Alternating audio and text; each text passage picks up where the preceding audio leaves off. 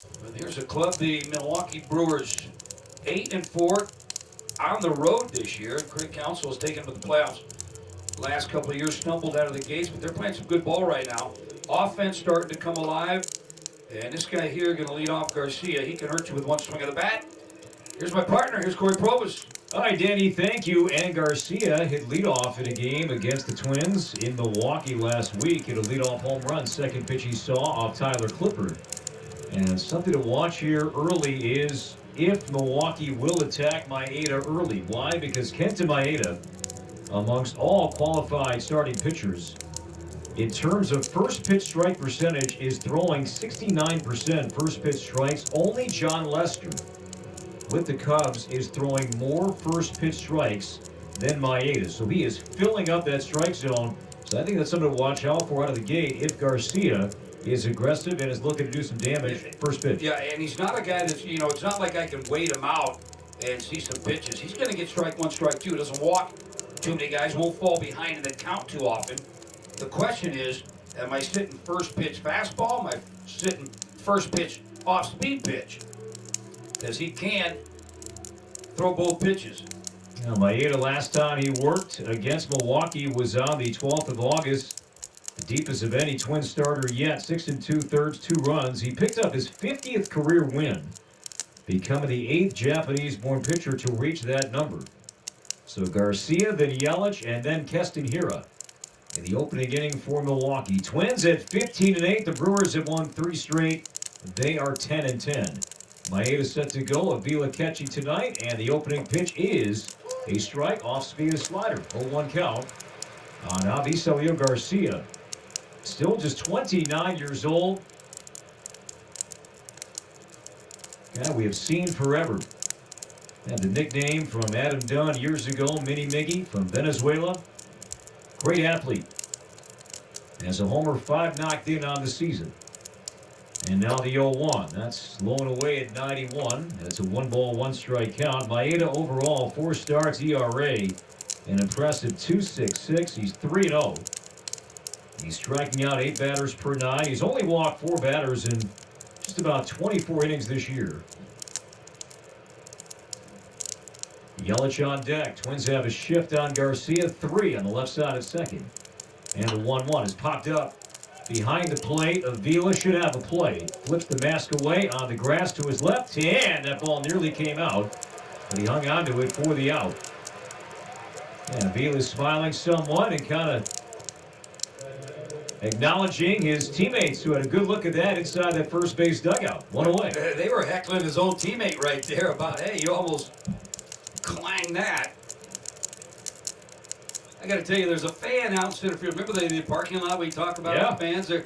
He's got like what they call like a lift, a genie lift. You go up and fix telephone poles and things like that. He's a Brewers fan, and he's got a sign out there that says, hey, still not in the stands, but you still have fans. And he's got a Milwaukee Brewers flag, too, that he's been flying out there.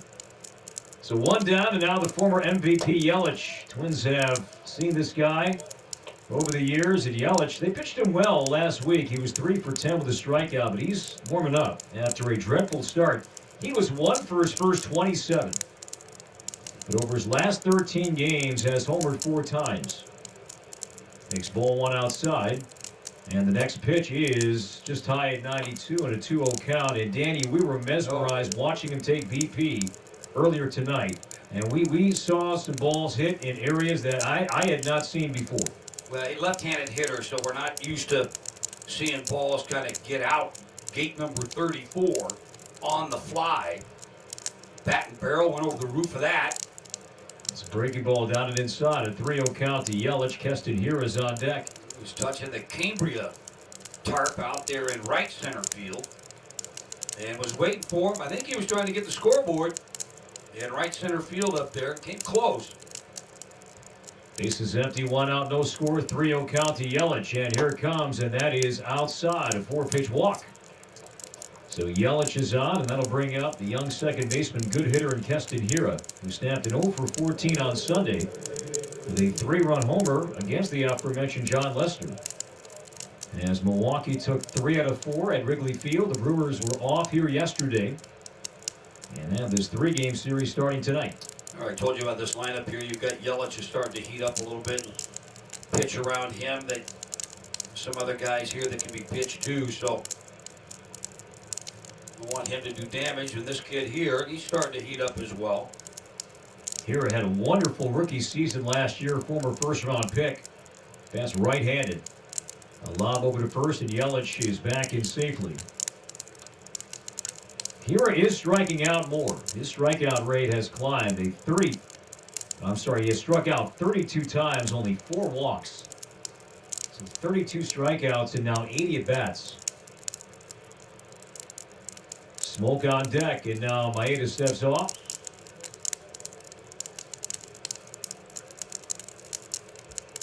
6 previous appearances for Maeda against Milwaukee. A lifetime ERA under 3 at 2.94. Working from the stretch, Yelich leads at first. No score, 1 out. And here it comes, and that's inside at 90. Sinker ball 1. So he got ahead of Garcia. But then the last 2 batters, he's fallen behind. Maeda making only his 2nd start at home and just his 2nd ever appearance at Target Field. Made his Target Field debut against the Indians. And there's a strike. Inside corner as Hira tried to spin away from that changeup, but that was on the edge the entire time. But yeah, Maeda had never even thrown at Target Field as a visiting player until that start against Cleveland on August 1.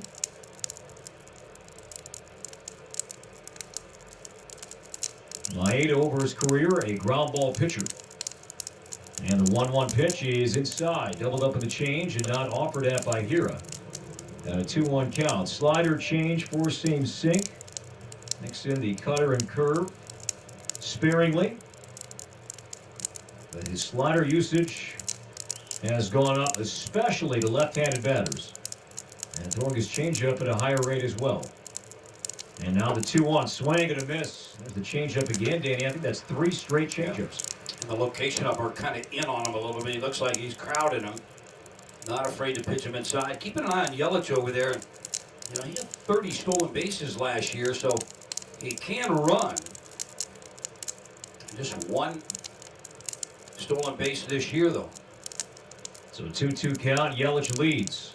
He stays, and here it comes, and it's inside at 92. There's a fastball. So he's trying to throw him inside. And, you know, this could be something that sets him up for later in the game. And because Hira is striking out at such a high rate, he's only walked 4 times. Right. We'll see if Yelich is indeed moving here. So no score, top 1. 1 on, 1 out. Yelich extends his lead by an extra step off the bag at first. From the stretch, he stays, and the 3-2 swing and a miss on a high slider. And Hira strikes out 2 down. That high slider, that was a topic of conversation, Danny, that came up pregame with Twins pitching coach Wes Johnson. Yeah, they said that, you know, we were been asking, is that like a mistake pitch? Or is that on purpose? And he was kind of, didn't want to tip everything, but he said that is by design. That's like the new pitch, is the slider up in the zone. And that's the area where Hira has struggled. Elevated pitches, and he chased ball 4 there, so 2 down, first strikeout for Kenta. And now the veteran Justin Smoke. He's also warming up. 9 hits over his last 6 games with a home run. As Maeda again steps off and lobs over Yelich back in safely. Smoke, former Blue Jay, former Ranger. Signed as a free agent with Milwaukee for 2020. Smoke is now 33 years old. A guy that doesn't walk too often. And a high strikeout rate. And the pitch, a swing and a miss on a changeup, and it's an 0-1 count. So the second, left-handed hitter. The Smoke switch hitting. Yelich, of course, a natural lefty. But this is an area where even over his career, lefties have fared better than righties against Maeda. But the splits this year are almost comparable. His slider usage has really jumped when facing a left-handed batter, but that was the first pitch changeup to Smoke. No score, 2 outs, runner goes, and the pitch, a ground ball pulled right to Sano at the bag. He gloves and steps left, and Smoke is retired, and that's out number 3. Milwaukee leaves 1. We played 1 half on a gorgeous night At Target Field, Milwaukee 0. Twins coming up on your home for Twins baseball. Kepler leads off. Corbin Burnes throws for Milwaukee. And the first pitch is outside at 97, ball one. Corbin Burnes, homegrown talent, 4th-round pick in 2016, had a real trying year. He was up and down several times in 2019, but he made big improvements overall with his game. And the 1-0 pitch is rocketed to right but foul down the line on a fastball at 95. It's a 1-1 count. He's appeared in 4 games. He's now in the rotation. He took the spot of Eric Lauer, whom the Twins knocked around at Miller Park last week. In fact, Lauer was optioned to Milwaukee's secondary site. Now, Burnes, he had been piggybacking with the starter, and Twins will see veteran Brett Anderson tomorrow, but that's how Milwaukee had been using Burnes, pairing him up with Anderson. And now the 1-1. A ground ball pulled behind first. Smoke has it. Near his right knee. He'll beat Max to the bag by a couple of steps. And that's out number 1. But Danny, you look at the change that Burnes has made, and it's not just one, but in terms of stuff, he's throwing his cut fastball at a much higher, at a much more effective rate in 2020. And he's got a high velocity fastball. He's got swing and miss strikeout stuff. But he is going to be a little bit wild. But yeah, like you said, he's throwing that cutter, and he's throwing it a lot more, kind of eliminating some of his other maybe his third best pitch, and going with the fastball, 4-seamer, and the cutter. Well, speed, strike call. There's the curveball to Polanco. First pitch bender, 0-1 count to the All-Star shortstop, 5 for 12 on this homestand so far. With a couple of RBIs, Polanco 2 homers, OPS just over 730. Base percentage is high, and the 0-1 pitch lifted to left, down the line, slicing in the corner, landing just foul. Fastball at 97, and it's an 0-2 count. Yeah, 97 doesn't seem too fast anymore, The way guys are being able to turn that around. But if you could locate 97, big difference.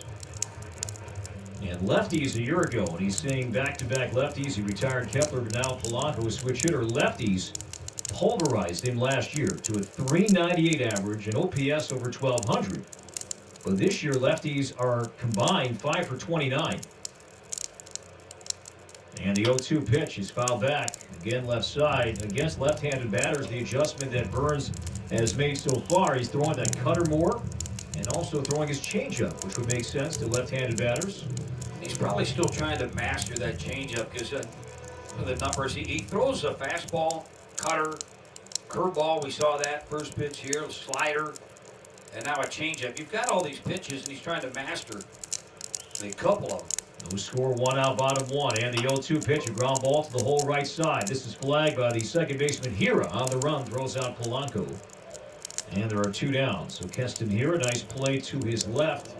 Always hit hard off Polanco's bat, left his bat at 100 miles an hour, but Hira moved quickly to his left, so 2 down.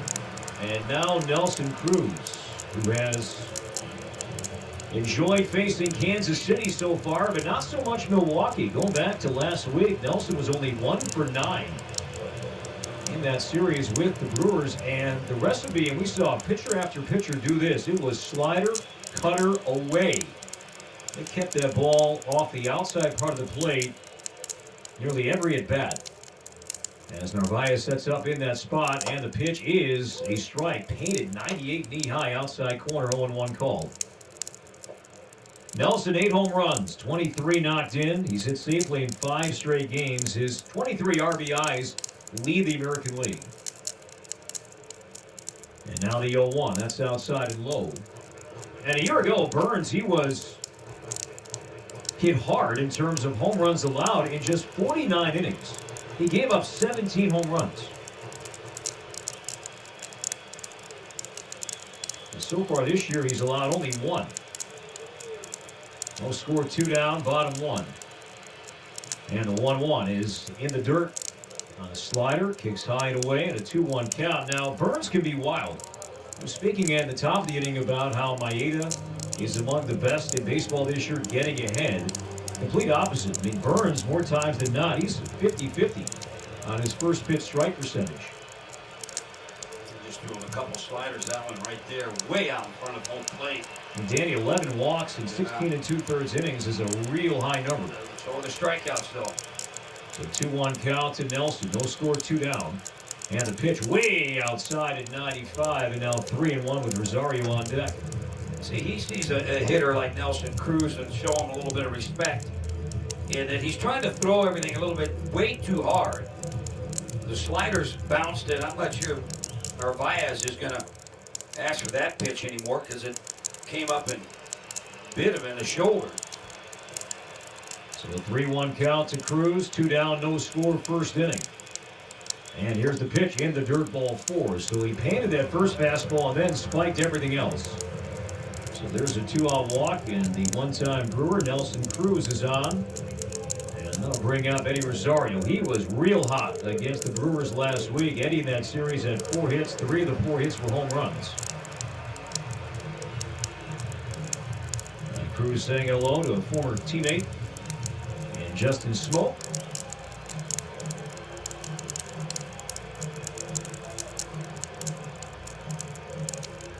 Eddie 6 home runs, 18 knocked in. Not only has he enjoyed seeing Milwaukee, but Eddie so far against the National League is doing a ton of damage.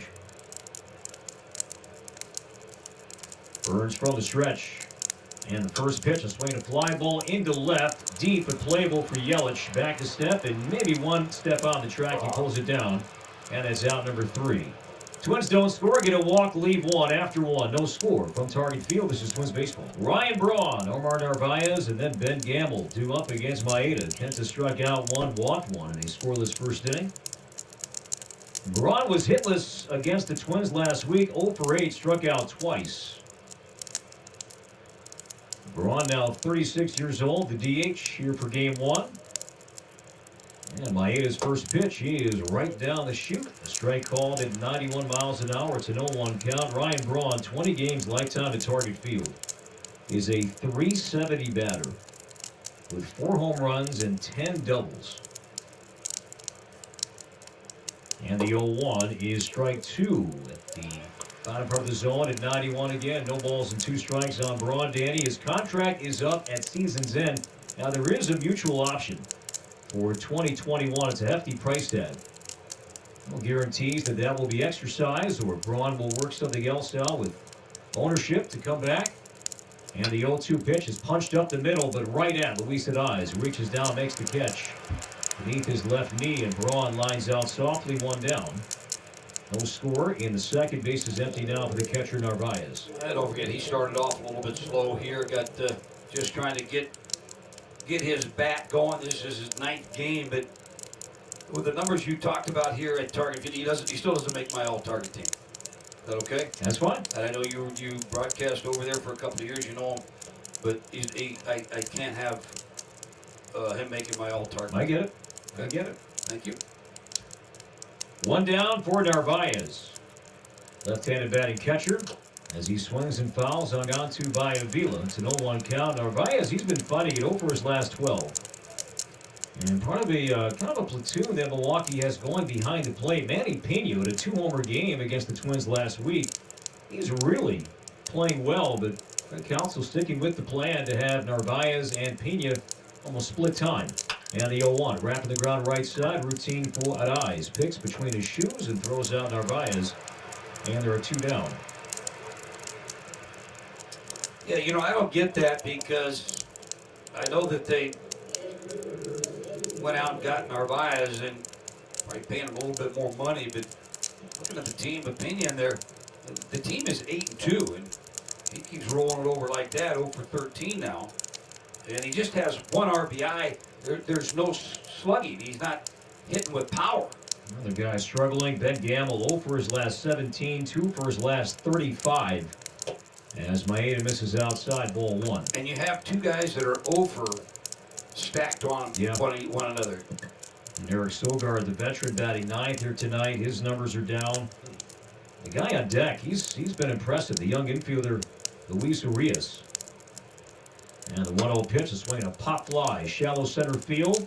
Out goes Polanco. In comes Byron. And Byron calls and catches. And that's an easy 1-2-3 second for Maeda. Gonzalez, Arise, Sano coming up in the home second. To see you back here at Target Field next season. Of course, the Twins are planning for just that. Fans coming back to this beautiful ballpark and setting come next summer. And there are great, flexible, and affordable season ticket plans available. Head to twinsbaseball.com/season tickets for more information. No score bottom two. Gonzalez leads off as Burns goes off speed. A curveball, low ball one. Marwin 0 for his last 12. And Gonzalez got off to such a great start. He's cooled off a bit here lately. On base percentage at .312. That's left-handed. And the 1-0 pitch is a strike at 93. Came inside with a fastball. And there's that cutter. And left-handed batters and even righties, but lefties will see that plenty tonight.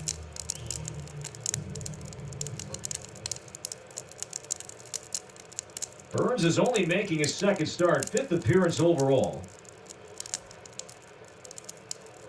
And now the 1-1 inside at 93 and a 2-1 count. His only start came on July 25th against the Cubs. And the last time out in relief, worked 3 2/3 innings. That was 5 days ago. Threw 69 pitches, so he should be stretched out to go to maybe 75, 80, 85 pitches tonight. That could be just 3 innings, but he does have electrifying stuff, and you're seeing the good movement on the cutter. The 2-1 pitch, a ground ball up the middle, but Milwaukee had him played perfectly up the middle, and that is fielded by the Brewers. I believe that's the shortstop, and that is Urias, who made the play with the shift on, throws out Gonzalez, 1 out. And Burns almost tried like a skate save, and then even tried to field that with his back to home plate between his legs. That ball got by, and Urias was there behind second to make the play for the first out. You know, the Brewers, they like him. He's got good stuff. He's 25 years of age. You said he up and down 4 times last year. As Arise shoots one to center field deep. Garcia back, still going, and makes the over-the-shoulder catch.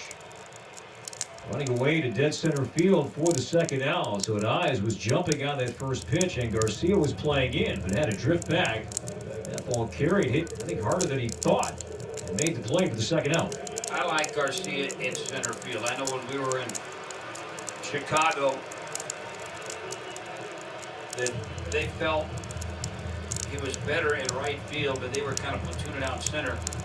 To me, in center field, he can't take any plays off. Whereas in right field, might have been able to take a couple of plays off because you got to be ready in center field. So 2 down, and now Miguel Sano, and Miguel behind a strike called at 97. And the plan was not for Garcia to be in center. Right. I mean, Lorenzo Cain, the center fielder, he played a couple of games, but then opted out in early August. It was going to be Garcia in right, with Yelich in left. As a breaking ball is low on Miguel, a 1-ball, 1-strike count. Yelich played more right last year, but won a Gold Glove with the Marlins in left a few seasons back. Oh, once Braun came off, he's not going to play anymore. He's just going to DH. 1-1 count to Sano, and here's the pitch, a swing and a miss at 97. You know, and if Cain was still here, Garcia, Gambles probably wouldn't be overexposed like he is. He's more of a nice little platoon player, but having to play every day. 1-ball, 2 strikes on Sano. 2 down, no score. And the pitch, he got him strike 3 on a curveball. So Miguel strikes out for the 34th time in his 62nd at bat as Burns works the 1-2-3 second. Strike called on the young shortstop Luis Urias. He was 9 for 19 in 6 games so far this year. Sogard on deck, and then Garcia. And the 0-1 is tapped to third down the line with foul. And it's an 0-2 count. Urias came to Milwaukee in a 2-player, really a 4-player, 2-team trade with San Diego.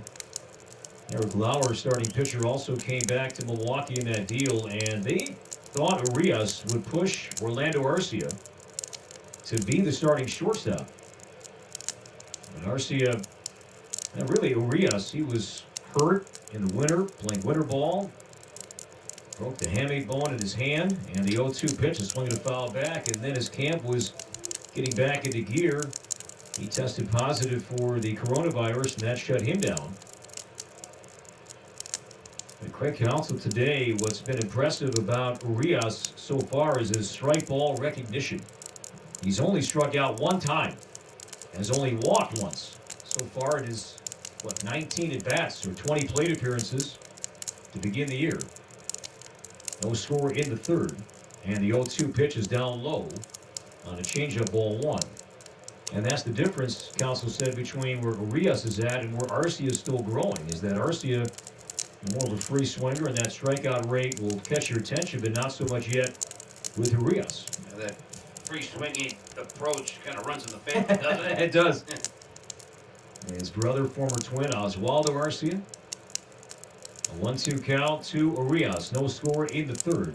And here's the pitch outside. On a slider away, 2-2. Danny, in terms of Maeda tonight, he's at 27 pitches right now. Twins bullpen has been used a lot here. At a bullpen day yesterday, they could use some length and some innings again for Maeda tonight. Well, he had a good outing last time, 6 2/3 innings against this Milwaukee ball club. And you remember when he came out, it was 2 outs. He walked the batter, and then that was it. Swing foul back and a pitch on the hands. I'm not sure how Urias even made contact with that. I was about to hit him. You know, but there's probably some guys that might not be available tonight from that bullpen. You'd love to have somebody give you some distance in Maeda, but also, as important, give them a bunch of runs, which they have been doing, and then maybe you can go ahead and get somebody else out there, maybe give him a little bit breather and go to your bullpen. And the 2-2 pitch, a ground ball to third. Gonzalez plays this in the second hop, sets and slings it across in time to retire. The hustling Urias for the first out. So one down. And now the veteran infielder Eric Sogard. Craig Counsell, now 49 years old. He'll turn 50, in fact, in 3 days. And Counsell, he might be spending some more time in the coming years up here in the Twin Cities. Why? Because his son, Brady, just committed to play college baseball for John Anderson at the University of Minnesota. So one down, here's Sogard. No score in the third inning. And the pitch is in for a strike. Sogard was batting leadoff when we saw Milwaukee last week, but again, it's not a set thing. Another thing that they missed a lot about not having Lorenzo Cain around, but he was going to be their everyday leadoff hitter. Sogard has walked 10 times, and the 0-1 is down low, and the count is even. And the other asset that Lorenzo Cain brings, and that is that clubhouse chemistry. He's got the kind of the glue that got to have somebody like that in that clubhouse to make sure, things aren't too uptight, and making sure you're having fun and getting your work in. Lose somebody like that, sometimes that next person can't step up. And the 1-1 pitch is down and inside, ball 2. Sogard, his second go-around with Milwaukee, was here a couple of years ago with Tampa Bay and Toronto last year. Where's number 7? Still has the glasses. He's had that look for as long as we've seen him play, when he was really a key part of some solid Oakland teams years ago. And the 2-1 pitch is bounced foul off his foot. And now 2-2 count, no score. Top of the third inning, Twins and the Brewers. Twins are 7-2 so far against the National League. They'll wrap up the Milwaukee season series this week, then have the doubleheader in St. Louis on September 8th. 3 at Wrigley Field on September 18, 19, and 20, and then 3 here against the Reds in late September. Twins have a shift on 3 on the right side of second. Avila sets up away, and the 2-2 pitch, a swing and a miss, strike 3. Foul tip hung on to by Avila off a Maeda changeup. Second strikeout for Kent to 2 down. And here comes Garcia, who popped out to begin the game.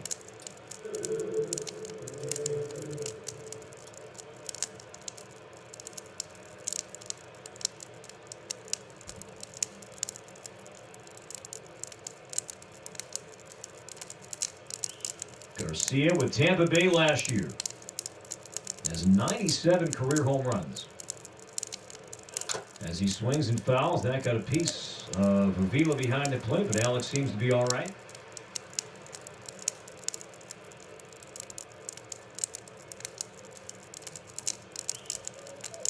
Now, officially, the Twins have not yet announced their starter for Game 2 tomorrow night, but still all signs point to Rich Hill being activated off the injury list and starting Game 2. And the 0-1. Strike 2 swinging. Good movement on a fastball 92 down and away. And he's been trying to get in that starting rotation a long time yeah, like a week ago. So he's sending other players in there, and every time he'd play catch, throw a bullpen, it was fantastic. It's back on Friday at the secondary site, CHS Field at St. Paul. Hill had a 60-pitch performance that day. And the 0-2, he got him, strike 3. Maeda blows a fastball by Garcia. He strikes out swinging, and Maeda has now retired 8 straight Milwaukee batters. Burns comes set, and the 0-1, a swing to ground ball, cued up the first base line, sliding stop by Smoke to his feet and beats Buxton to the bag. For out number 1, Smoke had to be agile, moving to his left, some weird spin off the crack of the bat. Got a slice to it, and Smoke, expecting that, maybe saw it, did slide to his left and made the play, and saved at least a double. If that ball gets by him, it was hit so slowly, there's no chance that Gamble can track that ball down before Byron at least would have made second base. 1 out. And now Alex Avila.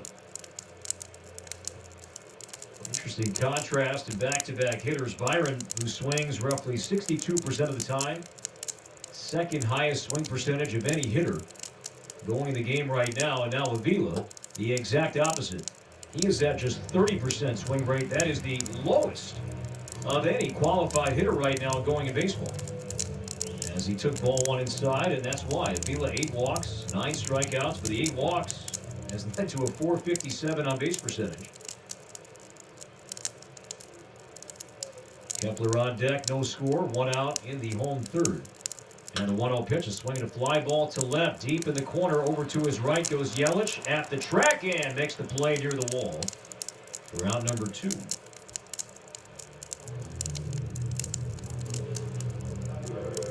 So now Kepler. You know, those are some of the numbers that you would think that they would sit down with the catcher, pitcher, and go through the lineup. And when you get to Avila, okay, what'd you say?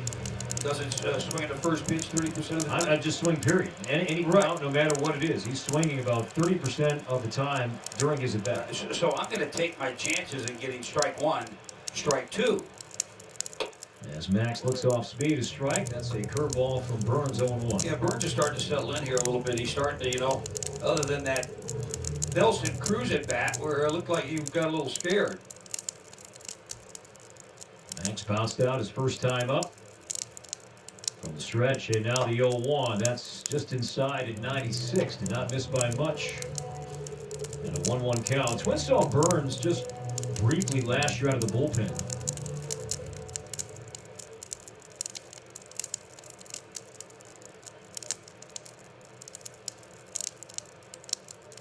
And the 1-1, the swing and a foul back. I was reading a story on Burns today. This was after his performance against the Reds out of the bullpen. He worked 5 1/3, gave up a run, struck out 8. Back on August 8th, and Eugenio Suarez, who had 49 home runs with the Reds last year, said, boy, we did not prepare for what he was throwing to us that particular night because they were looking at video from 2019. And the 1-2 pitch, a swing and a miss, but the ball kicks away, and that's going to roll out of play, and Kepler's going to reach.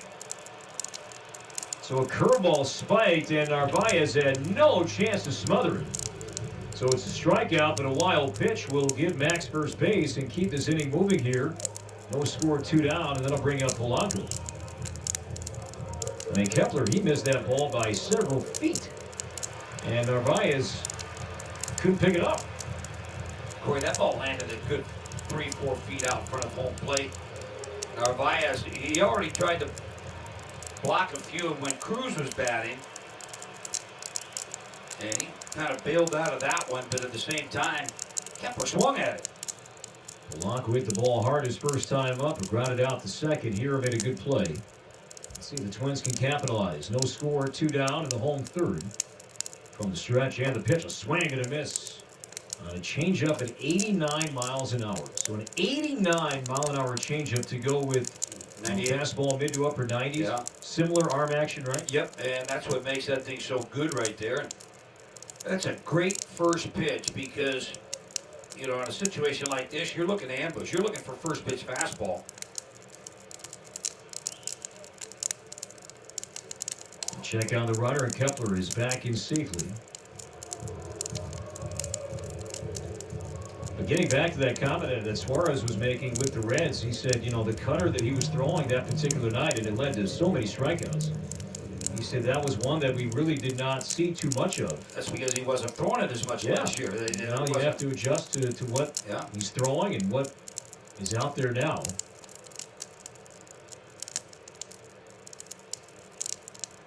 And the 0-1, Polanco taking all the way to strike in 93. Polanco kind of put the bat in his shoulder pretty early there. I'm not sure if he was trying to call timeout, wasn't allowed it, but he just, like you said, he just rested the bat. Took that pitch off. So no balls and 2 strikes on the shortstop. Kepler at first, 2 down. If Polanco reaches, Cruz bats next. Narvaez sets up away. Burns has his side. Runner goes, and the 0-2 is low. Throw to second base, and Kepler slides, and he is safe. So Kepler running a feet-first slide. The pitch was low. Good throw from Narvaez as Milwaukee will give this a look. They have not elected a challenge yet, but Kepler running 0-2. And I think he's in there. Second stolen base for Max. You like that count, running 0-2? Absolutely, I do. And it was a pitch, though, that Narvaez had a good pitch to handle. Might have caught him a little off guard, but see how he pitches now with a runner in scoring position. Sometimes these guys will kind of tighten up a little bit. 0-2 strikes on Polanco. And here it comes, in the dirt. On a slider, blocked again by Narvaez, who's been busy tonight. And now 2-2. Now, there's a base open, but I don't think you want to pitch around Polanco to pitch to Cruz. Remember the first pitch changeup to Polanco. He's got him here now, 2 balls and 2 strikes. He hasn't thrown it since that very first pitch. Polanco 4 for 20 this season with runners in scoring position. Twins as a team batting well over 300. And the 2-2 pitch, a ground ball pulled fouled on the first base line. There was another changeup there from Burns. Polanco's so good at just doinking them in there, so always seems to make good contact somehow, or soft contact, resulting in a base hit. Milwaukee shifting on Polanco, 3 on the infield right side. Outfielders are deep. Left fielder Yelich playing more towards the left field line than he is towards the alley. This will be the 6th pitch of this at bat. No score. Kepler at second, 2 down. Home third. Once again, here's the 2-2 outside at 94, ball 3. So Polanco, who was down 0-2 during this at bat, doing what he does best. And again, his walk rate doesn't blow you away. He's only walked 4 times, but seeing Polanco work, 5, 6, 7, 8 pitch at bat is almost quite common. So 3-2 on the shortstop. The 2 down, Max at second.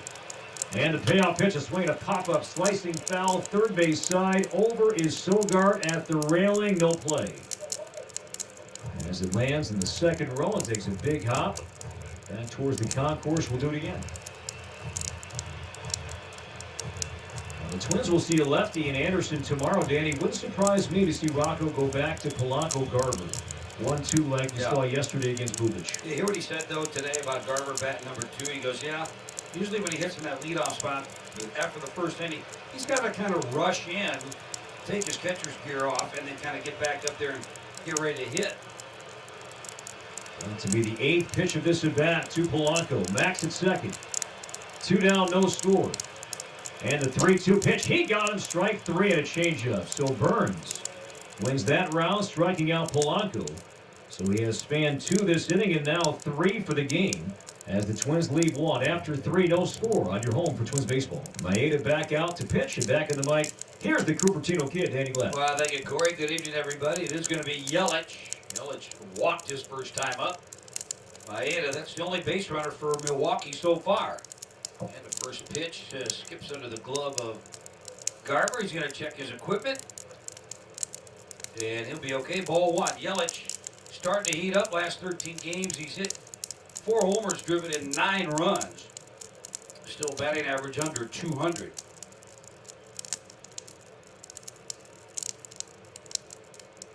Put on a good display. Taking batting practice today, Yelich. And this one's low. 2 balls and no strikes.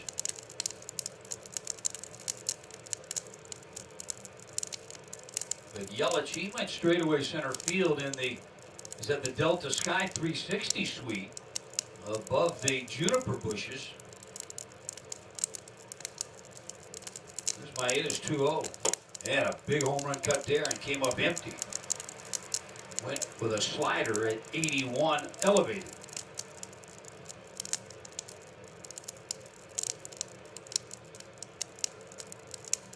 Yelich, just 28 years of age. Signed him long term. As Maeda has not given up a base hit so far. And went off speed, missed just outside. Last time out, Maeda against the same Milwaukee ball club. He went 3 2/3 of an inning before he gave up a base hit, and that base hit was by Yelich, who bats now. Here's the pitch here, a slider that's fouled back. So a 3-ball, 2-strike count.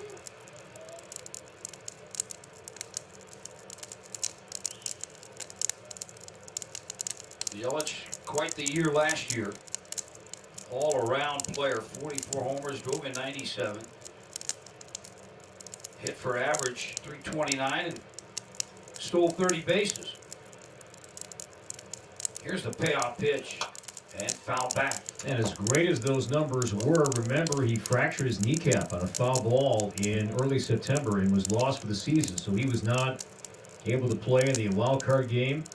And Washington, who won the World Series, they were a few outs away from losing that game. Milwaukee had a late lead at Nationals Park, but could not put the eventual champions away.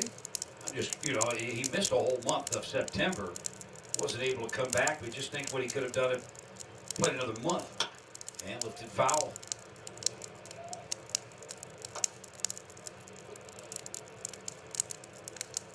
It's like Milwaukee, have they gone to some, are these the throwback uniforms? These are new. They had a whole new Milwaukee. The Brewers are celebrating their 50th year. And they unveiled kind of a whole new look, updating the ball and glove. Popular logo. That's now the primary logo that they're using, but they have these brand new Navy uniforms they're wearing on the road. There's 3-2 on the way, and a swing and a miss. Yelich heads back to the dugout, went off speed. There's strikeout number 4 for Maeda tonight. Hiro will bat. He went down swinging his first time up. Maeda gives you that frustrating at bat. He'll overpower you when you start looking for something off speed. But he's just around 90, 91. That one's tapped foul off his foot down the third baseline. That was sinker at 90. Maeda's been pitching Hiro inside in his first at bat, and then got him to strike out swinging.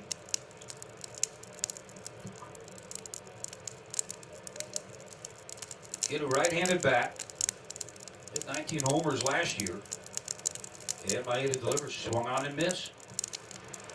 A lot of that lately. He's a former #1 draft pick back in 2017.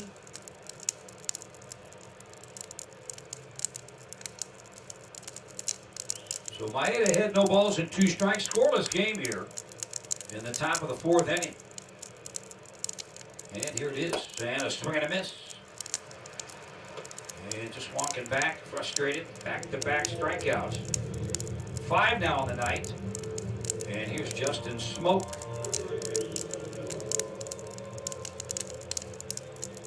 If you're a pitcher, you like to see that. The players. And with nobody in the crowd, we heard about how you could hear some guys chirping, but also you could hear that guy go back to the bat rack. And missed on a breaking ball outside. 1 ball, no strikes to Smoke. Hit the ball hard. He grounded out to Sano at first base. But as a pitcher, as a player, you can hear that player go in there and start banging his bat up and slamming his helmet. Changeup. That's in there for a strike. Evens it up. 1 ball, 1 strike. And TK would always say, hey, never let that other team or that pitcher see you having a tantrum in the dugout. Go underneath, he said. And just missed outside, trying to stay with that same pitch. Didn't get the call, and now 2 balls and 1 strike.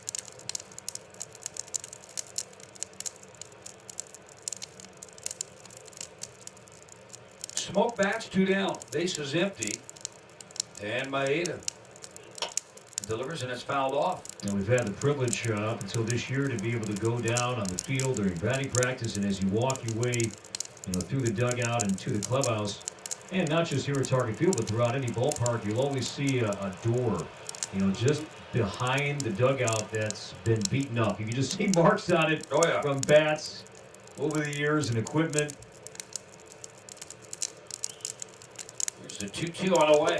Strike 3 on the outside corner. Maeda jumped off the mound. Smoke can't believe it. But 3 strikeouts here in the top half of the 4th inning. Nice job. Twins coming to bat. It'll be Cruz, Rosario, Gonzalez. We're scoreless here at Target Field. First pitch is taken in there for a strike. Rosario, and then it'll be Marwin Gonzalez. Corbin Burns delivers inside. 1 ball and 1 strike. We're seeing fastball, cutter, and that's been kind of his go-to pitch. Left-handers effective with the cutter in on their hands. And a check swing, see if he went, did not. Looked like a pretty good pitch, but Cruz held up. And some barking coming from the Brewers dugout. They thought it was a strike.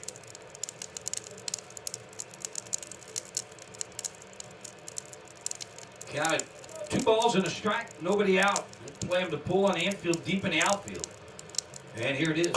He missed down and in. They were talking at an article about the umpires and the fact that we're seeing pretty much the same crew, and some umpires would travel with the club from city to city, at least on that last road trip. A high strike call to Cruz. He's not going to argue that one. And now 3-2. And a lot of players, and they referenced it to the National League umpires, American League umpires, where you really got to know the teams and the players. And here, same way. You get to understand how they pitch. Ground ball, shortstop. Fielded cleanly, long throw to retire. And Nelson Cruz, that's 1 out. But it makes so much sense because the umpires get to see maybe the same pitcher. And even if he's not behind the plate, then at least he gets to see him from the bases. But sometimes they get to see him a couple of times, whereas in the National League, they had a survey that said the umpires in the National League might see a Fernando Valenzuela just 1 time all year. And then they would move on, and they would never get to see how he pitches and what he goes to. There's a pitch missed inside. Rosario swung at the first pitch he saw back in the first inning, flew out to left field. Eddie, 6 home runs, 5 of those have come against National League play. Also, he's driven in 12 runs. And here's a little slow tapper at first base side. It'll be fielded by Smoke. Flips to the pitcher who steps on the bag and now shows the umpire. He got the ball. And Eddie was going to be out number 1. That looked like it was going to be a rough play for the pitcher. And Burns getting over there, made the play with 2 down.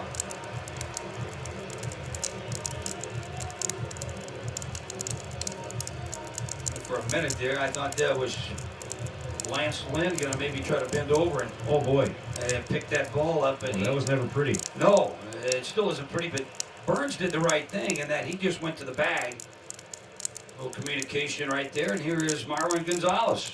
Hit the ball hard his first time up, but we're playing him up the middle. There's the ball in the dirt, ball 1. Both pitchers really in pretty good shape. Twins did have a runner in Kepler at second base. And that was in the 3rd inning. Kepler struck out, but it was a wild pitch. Advanced and then stole second. And a pitch here, and that one's again low. And then Blanco ended up striking out on a 3-ball, 2-strike count.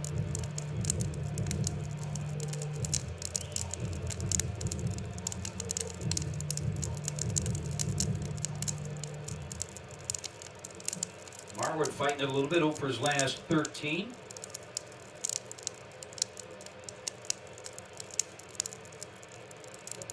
He reaches the rise with bat next. 2 balls, no strikes with 2 down. Hit high in the air, left center field. Garcia, long run. Here comes Yelich. It'll be Yelich calling right on the warning track. And puts it up. Here's Ryan Braun to lead off. And the first pitch, a swing and a miss. Change up down and in. And Braun asking the home plate umpire that ball. Asking him that's a ball. Umpire shaking his head, yeah, so you swung at a ball.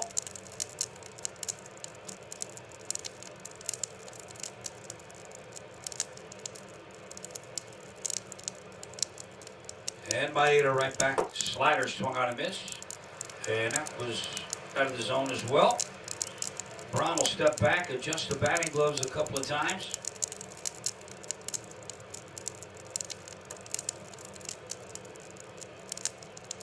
Maeda 5 strikeouts in a row now. It started with the Stogard.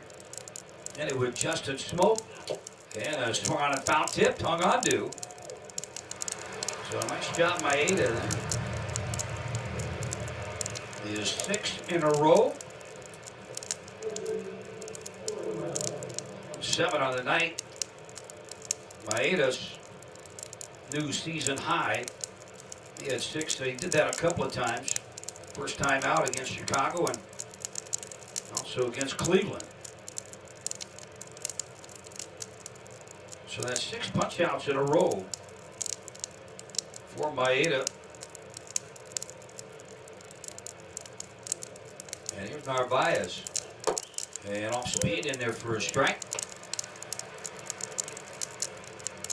Maeda's career high strikeouts 13. He did that against San Diego his rookie year.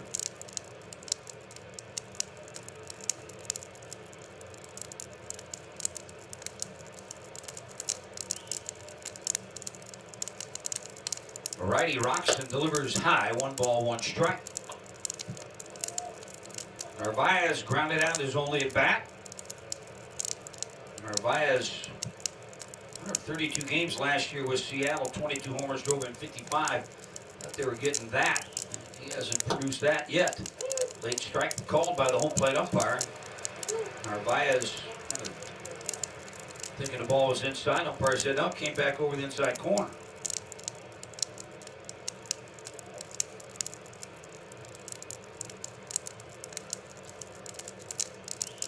And the 1-2 on the way. Missed down and in. Evens it up, 2 balls and 2 strikes. Now, the Twins record for most strikeouts in a row is 7. And Maeda is 1 strike away from tying that. That was Jim Merrill and also Francisco Liriano. And a swing and a miss, and there you go. Maeda has tied that. Impressive right there. Liriano did it in 2010. And Merrill did it. He did his against the Washington Senators. And Jim Merritt in 1966 and Liriano, Atlanta 2010. But that is 8 for the night. And here you've got Ben Gamble. And a righty. Curve in there for a strike. You want to see it, don't you? Absolutely.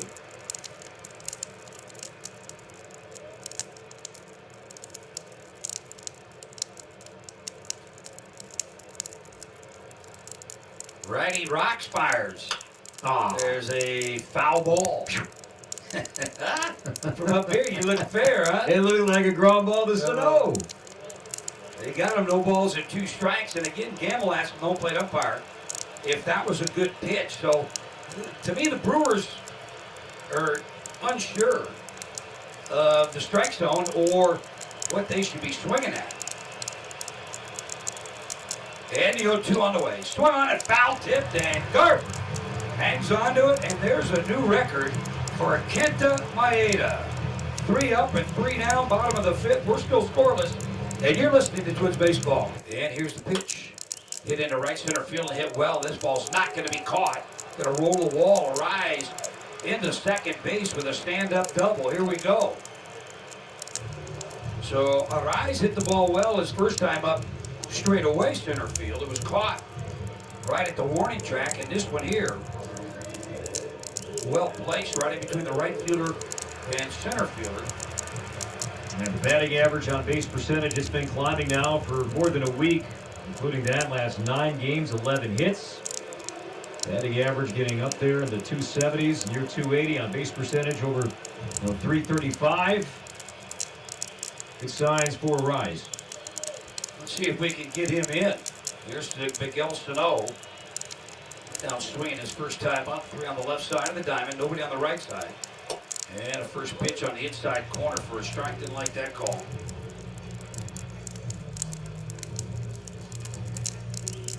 Outfield deep. Miguel with 4 homers, driven in 7. He's 2 for 11 on his homestand. Timeout called. A double by Arise,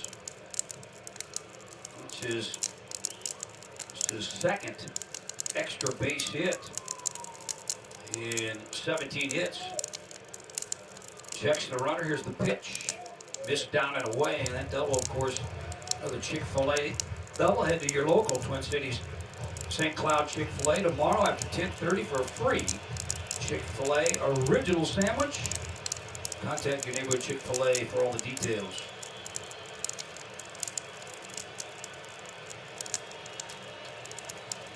Sano bats. Count of 1 ball and 1 strike. And here it is, 1-1. There's a line drive, base hit into left center field. Arise is going to be waved around. He'll score. Sano trying for 2. The throw in, not in time. A stand-up double. And the Twins are on the board 1-0. A rocket. 108 exit velocity for Miguel Sano. 2-0 swinging right there. And Cutter 95 came right back into his wampin zone. So Sano, he picks up his 4th double. 8th RBI. Still nobody out. Here's Byron Buxton.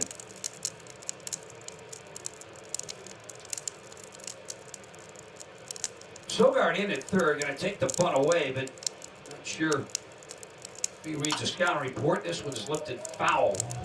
Right side with that double by Miguel Sano. That's another Chick-fil-A double. Head to your local Twin Cities or St. Cloud Chick-fil-A tomorrow after 10:30. And I say that 10:30. I went there today, took Luca again, and 10:30, she asked if we could come back. They're still not serving. I said, hey, it says 10:30, and it was 10:30. And sure enough, got our Chick-fil-A's. Nice. Yes. Luca's a big fan. Huge.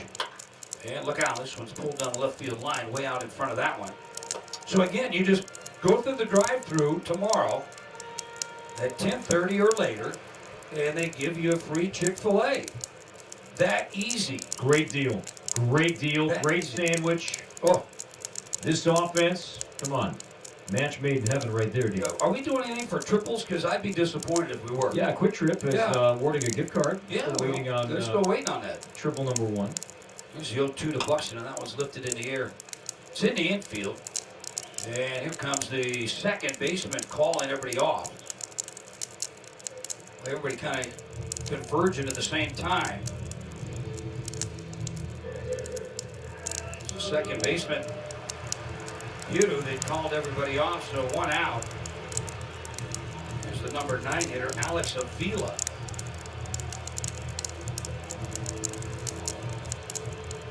Alex flew out to left field. His only at bat, hit it well. Caught at the warning track by Yelich. And Avila does have 1 home run, and it did go to left field. He's got power the other way. Only Sano at third base. Nobody holding him on. A curve missed on the outside. Well, here's a situation where I don't want your big guy to take any chances out there, but there is nobody near second base to hold him on. And Sogard is way off the line at third base. Sano can just get a walking lead and skip into third base. And tap foul off the foot of Avila. He's going to hobble around.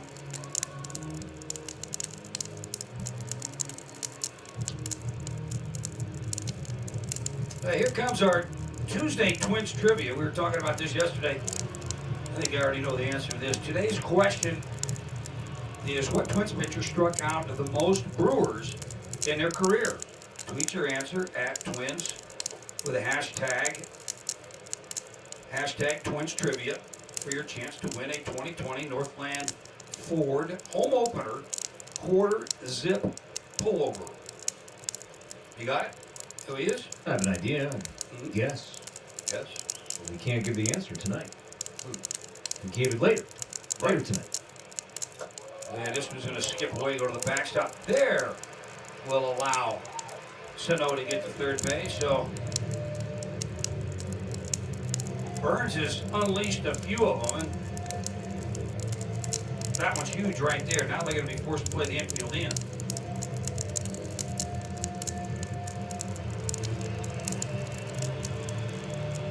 It's one thing to be able to block balls of a guy that's throwing 90, 91 with a 75, 76 mile an hour curveball, but when you're throwing 95, 96 cutters in the dirt, look out. Infield in. And the pitch missed inside. And run to count 3-1 to Alex Avila. Kepler due up next. Twins got on the board here in the bottom of the 5th inning. Back-to-back doubles for Rise and Sano.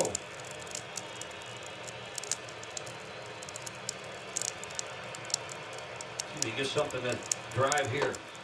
And a curve. Avila was getting ready to head to first base, but he had to come back. Called by the home plate umpire. Now 3 balls and 2 strikes. Went to the curveball.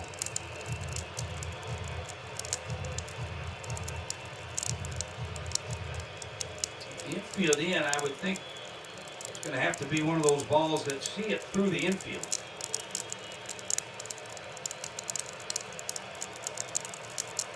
Big pitch here, 3-2 to Avila. Runner at third.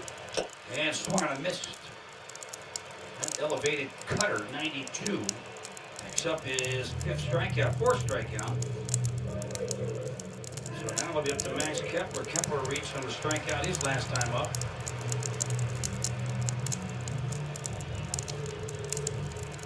Twins coming into action today. 37 home runs as a team. They've homered in 19 of 23 ball games, and here comes Chris Book, the pitching coach. 63 pitches for the right-hander. And this might be, nobody warming up, but They'll just give him a little bit of a breather right here. Talk to him about maybe the guy in the on-deck circle. Also be alert. Balls in the dirt. Runner at third base. We're seeing a couple of wild pitches here tonight. Now Kepler reached last time on a strikeout wild pitch.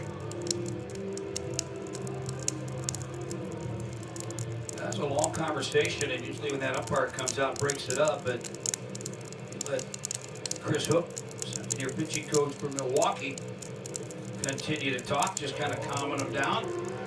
That's as good as he's been pitching. I don't think he was lacking any confidence.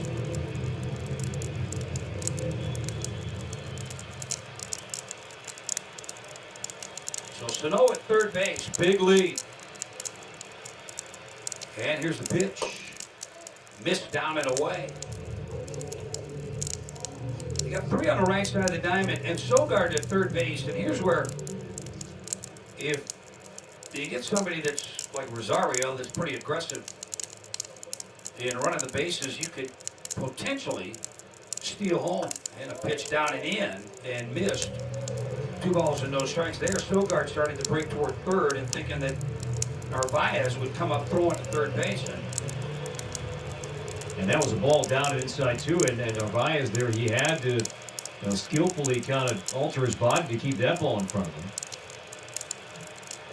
This could be one of those at bats here that I'm going to pitch around him. And a swing and a miss. 88 on the changeup. The Burns has a good changeup.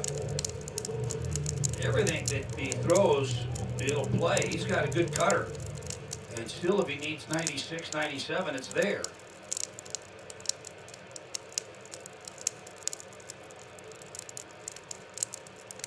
So 2 balls and a strike. And a swing and a miss. Poor cut there by Kepler. That was a cutter, 92 down and in.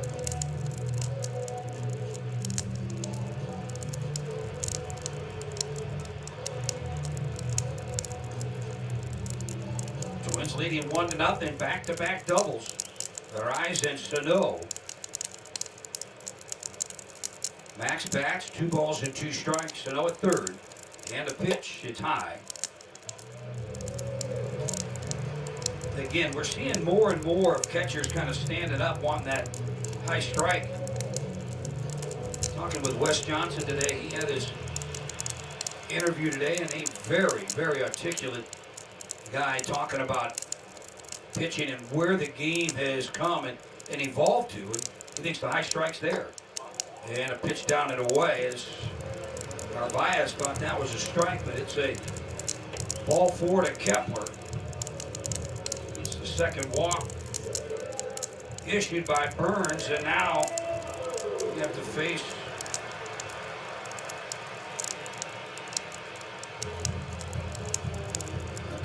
Polanco.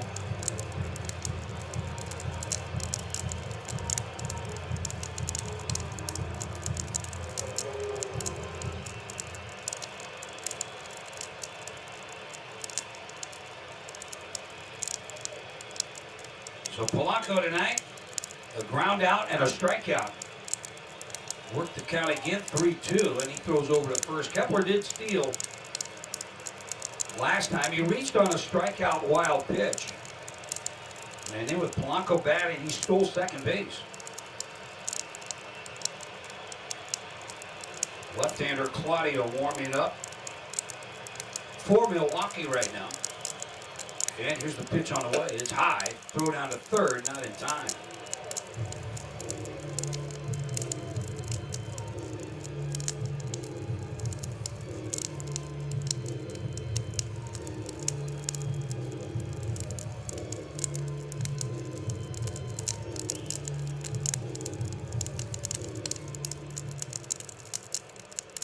So Polanco with first and third.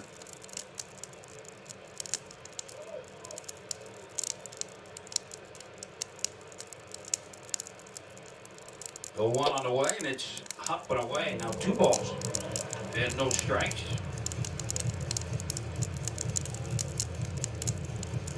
Polanco pretty good numbers in interleague play. In 59 games, he has 6 homers, 28 driven in.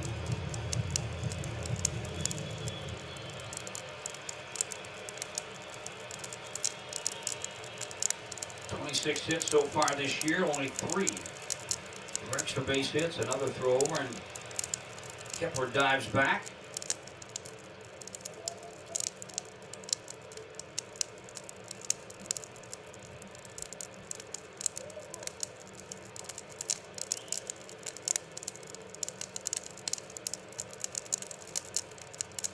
This will be the 72nd pitch. And here it is. Off speed, high strike call. Blanco didn't like that. Getting back to what Wes said, he goes, it's kind of by design now that the top of the strike zone, not only with fastballs, but also he's talking about sliders that they are purposely throwing at the top part of the strike zone. 2-1 on the way. And a swing and a miss. A curveball right there. A rare curveball by Burns and Blanco. A little bit tardy on that pitch. So 2 balls and 2 strikes.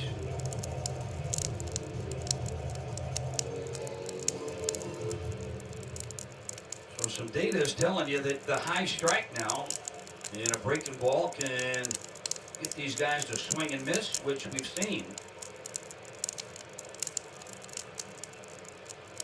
Kepler not running, and the pitch lifted foul. Good cut there by Polanco, and stays alive. Nelson Cruz due up next.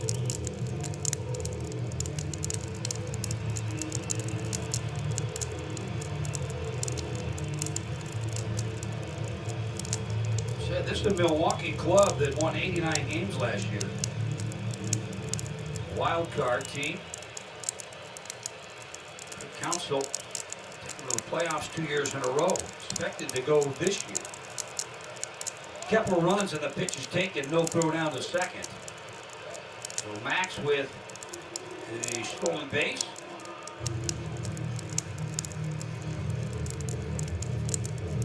Good take there by Blanco. And now another 3-ball, 2-strike count.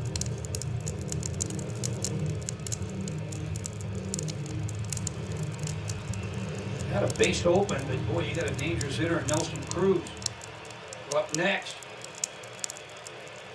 And it said Burns can get wild. He's walked a couple now here tonight. This is the pitch here.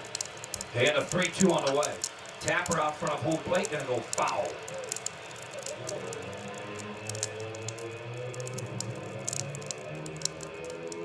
That's what Blanco does so well. He fights off some pitches.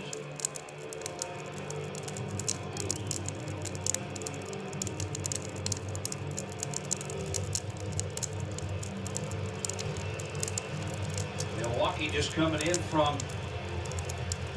Chicago, and pretty big rivalry there. 4-game series. They won the last 3, so they roll into Minnesota on a 3-game winning streak. From here they go to Pittsburgh. Here's the 3-2, and he walked him.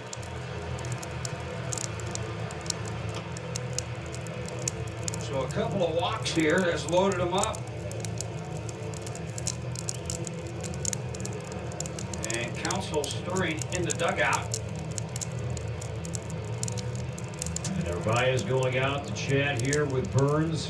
Lefty Claudio ready the bullpen. Council just picked up the phone of the bullpen, but he's going to stick with Burns for the righty-righty matchup, it appears here. And maybe it's Claudio for Rosario if it goes that far. Yep, it's going to be Burns. Yeah, well, this is the ballgame right here. And here's a kid, Burns, if he can figure it out. It's games like this, it's situations like this that present yourself that you learn from and you become a better pitcher. At the same time, you see Cruz knocked it out of the ballpark and the pitch. Curve missed inside. So he went with the breaking ball, and that one stayed up.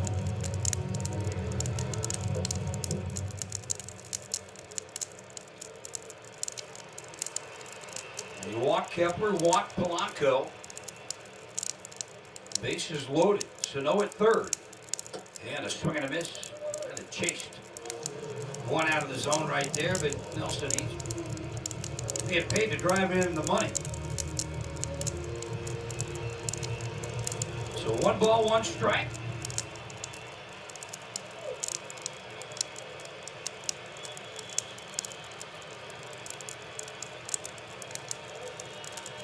Outfield deep, good power. As Cruz's bat stand the pitch. Foul back, had a cut right there. A good, healthy cut. So Burns now back in the driver's seat with a count of 1 ball, 2 strikes.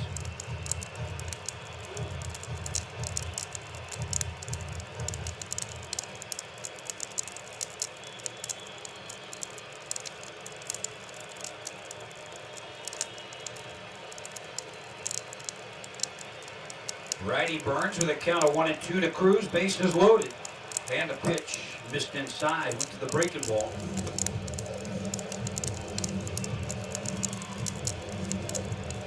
And evens it up 2 balls and 2 strikes.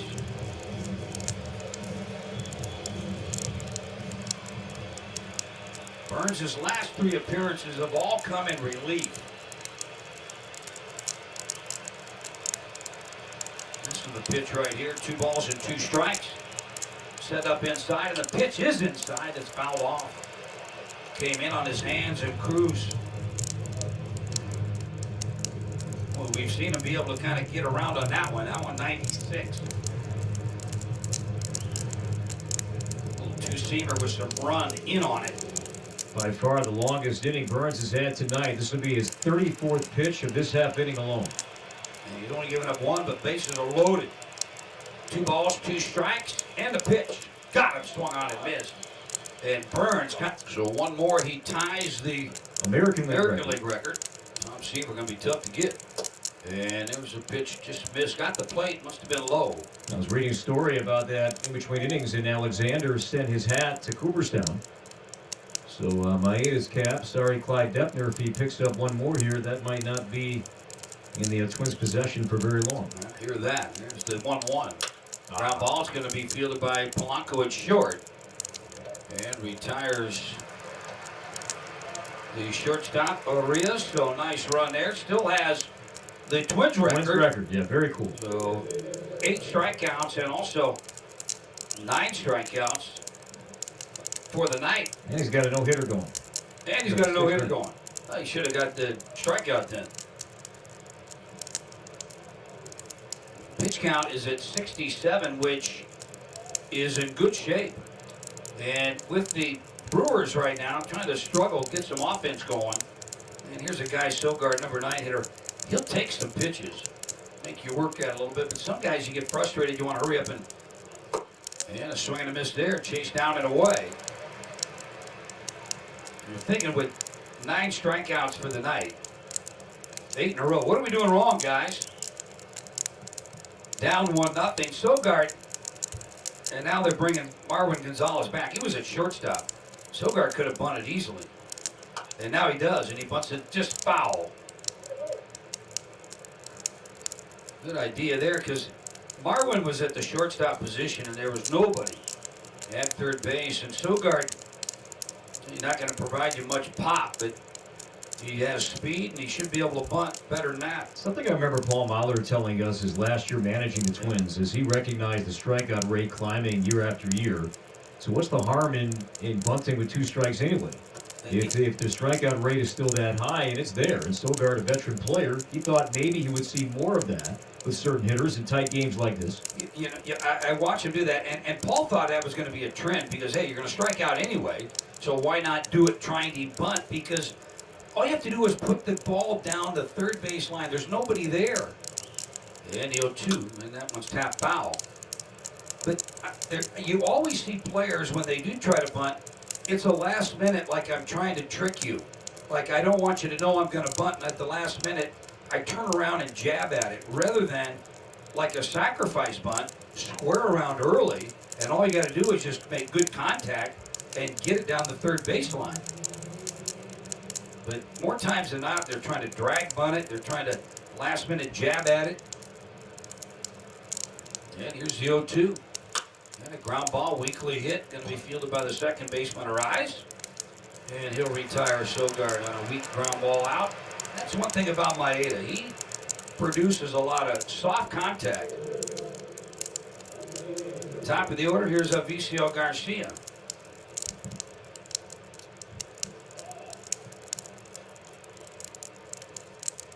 Garcia tonight 0 for 2 with a strikeout. That run of 8 strikeouts in a row started with Sogard, who just grounded out.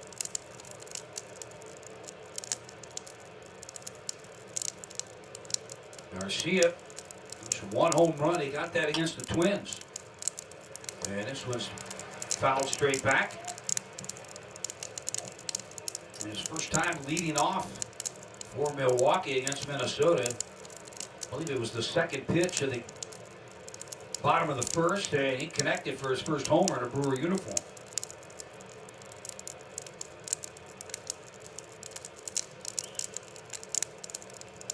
Maeda rocks and fires. And a swing and a miss. Chased badly down and away.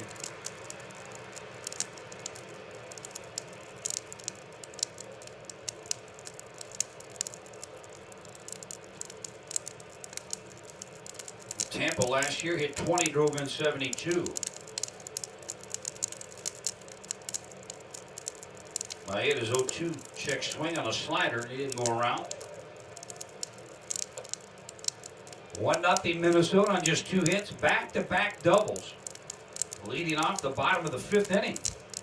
Arise and then Miguel Sano. And Sano hit his to the shortstop in between the second baseman and the shortstop out into left center field. Hit so hard on the ground, Yelich had to cut it off, and Sano got a stand-up double. And a pitch. Nope, didn't go around on that one either. Doubled up on that slider and almost got him to chase it.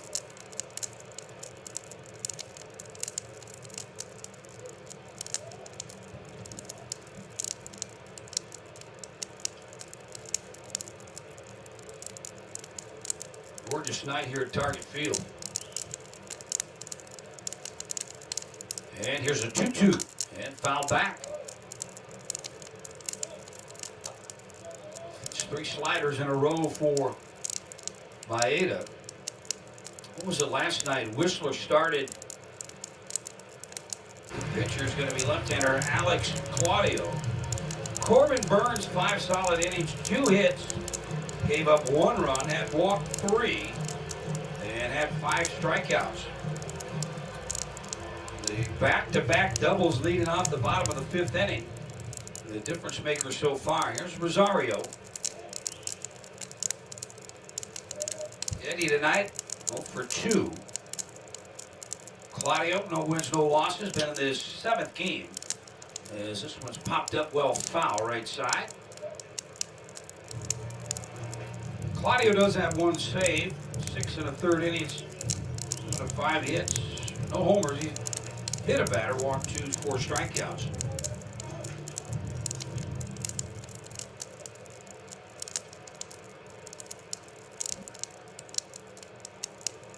Pitches out of the stretch, nobody on his preference. A slow changeup, that one at 68. Missed, and now 1 ball and 1 strike. Claudio somewhat of a sidearm pitcher.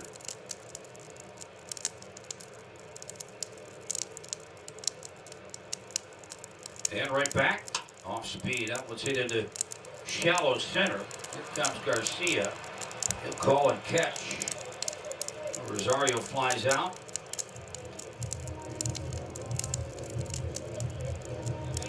And now here's Marwin Gonzalez to bat. For 2 tonight, 0 for his last 14. Milwaukee team hitting.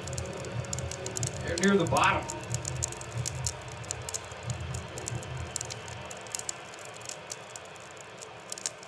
Maeda, 9 strikeouts, has not given up a base hit to a Brewer batter yet, and missed down and in.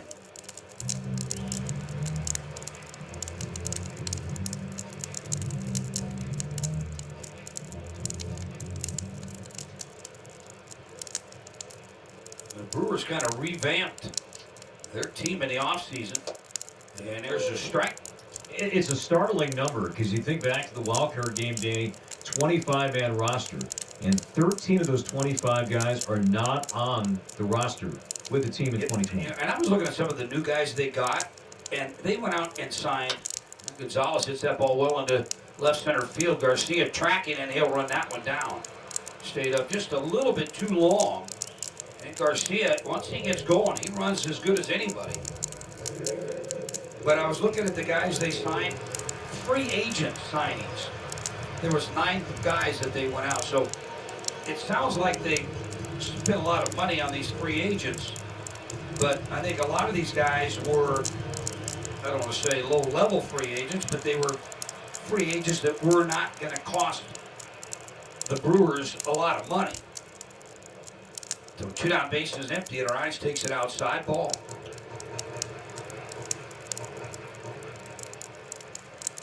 Justin Smoke, free agent. Eric Sogard, free agent. I don't think those guys were. Brett Anderson, left-handed pitcher. Claudio delivers changeup. It's in there for a strike. So 1 ball, 1 strike.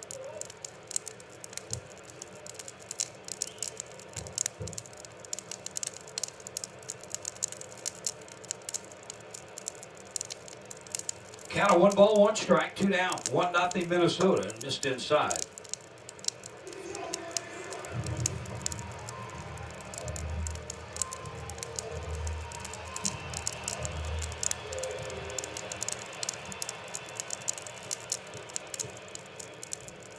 Arias starting to get his bat going. He's been hitting some balls hard. Ball hard every time tonight. And look out, fouled into the netting.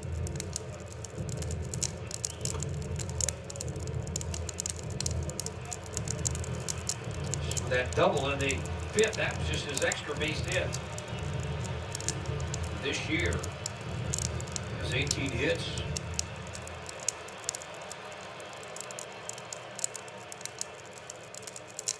Lefty-lefty matchup, 2 balls, 2 strikes.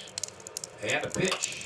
There's a line drive caught by the shortstop with a backhand. They are going to say, yes, he caught it as he dove for it. So Kenta Maeda back out for the 7th. He has a no-hitter through 6. He has walked only 1 man tonight with 9 strikeouts. A great hitter leads off for Milwaukee and former MVP Christian Yelich. And the first pitch is off the outside corner, changeup, ball 1. Pitch count at 78 for Maeda. He walked Yelich on 4 pitches back in the opening inning. He's been the only base runner for the Brewers all night. Here on deck, and then Smoke. Twins 1, Milwaukee nothing. Avila sets up down and away. And the 1-0 pitch, a ground ball wrapped to the right side. And Eyes is there, fields between his knees, and throws him out. And that's out number 1. After setting a Minnesota Twins record, striking out 8 straight hitters, Maeda, Danny, last 4 outs, 4 ground ball outs. Soft contact. I'm trying to look at my scorecard here. A lot of everything's in the 1 fly ball, Gamble, but that was a shallow fly ball. Everything else, soft contact, strikeouts. Ball's been hitting the infield. It's 1 down now for the young second baseman here at 2 at-bats and 2 strikeouts. Both swinging against Maeda tonight, and the first pitch is down and away, ball 1. Justin Smoke on deck hit his ball hard in the first inning. Yelich was running. Oh, yeah. And he pulled the ground ball, but it was right at Sano at first base. That, to me, just thinking back on the night in my mind, seemed to be one of the harder hit balls that Milwaukee has put in play tonight. And the 1-0 pitch is inside, ball 2. Smoke is on deck, 1-0 Twins. Twins scored the game's only run in the 5th inning. Back-to-back doubles. Arias and Sano knocked him in. Right-hander Eric Yardley is up in the Milwaukee bullpen. Maeda behind 2-0. And here it comes, and it's outside, ball 3.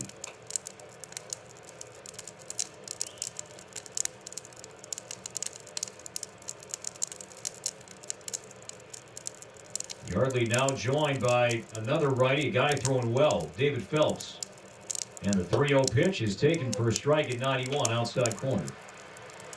And the Brewers on this 3-game winning streak, and they have been rallying late. This has been part of this run here lately. They were down, but they found a way to come back late in games. And the 3-1 pitch, a swing and a miss on a slider, 3-2.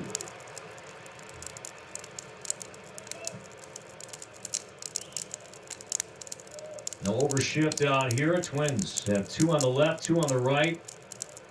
Gonzalez playing just off the line at third. Sano well off the line at first. Base is empty, 1 out, 7th inning.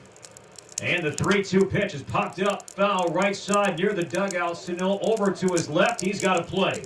On the track, he's got it 2 down.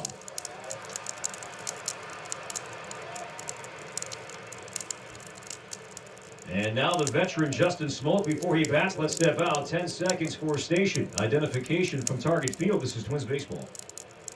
The place for breaking news and severe weather. News Talk 830 WCCO. KMNB HD2, Minneapolis, St. Paul. A radio.com station.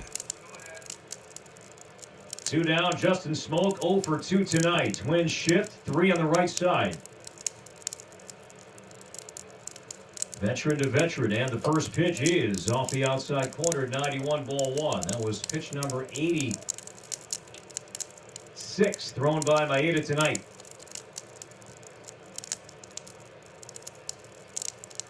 If Smoke reaches, Ryan Braun bats next. And now the 1-0 pitch, a fly ball to left, slicing down the line. That ball will work its way foul. And it's out of play. The longest start for any Twin starter this year is from Maeda. And that was last time out against this Milwaukee team at Miller Park. When he went 6 2/3, he has matched that tonight. The difference tonight is that he's not allowed to hit. He has struck out 9, walked 1. Slider, fastball, changeup, and a few curveballs. Only 2 curveballs all night has been the arsenal for Kenta. And now comes home and the 1-1. Swing and a miss. A poor cut on a changeup there from Smoke. It's now 1-2.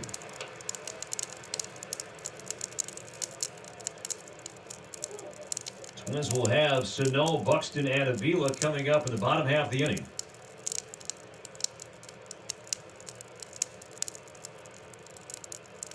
Maeda, a long look towards Avila. Has his sign. On the windup, comes home, and the 1-2 pitch, a swing and a foul. Just got a piece of the changeup. Did Smoke, and will do it again.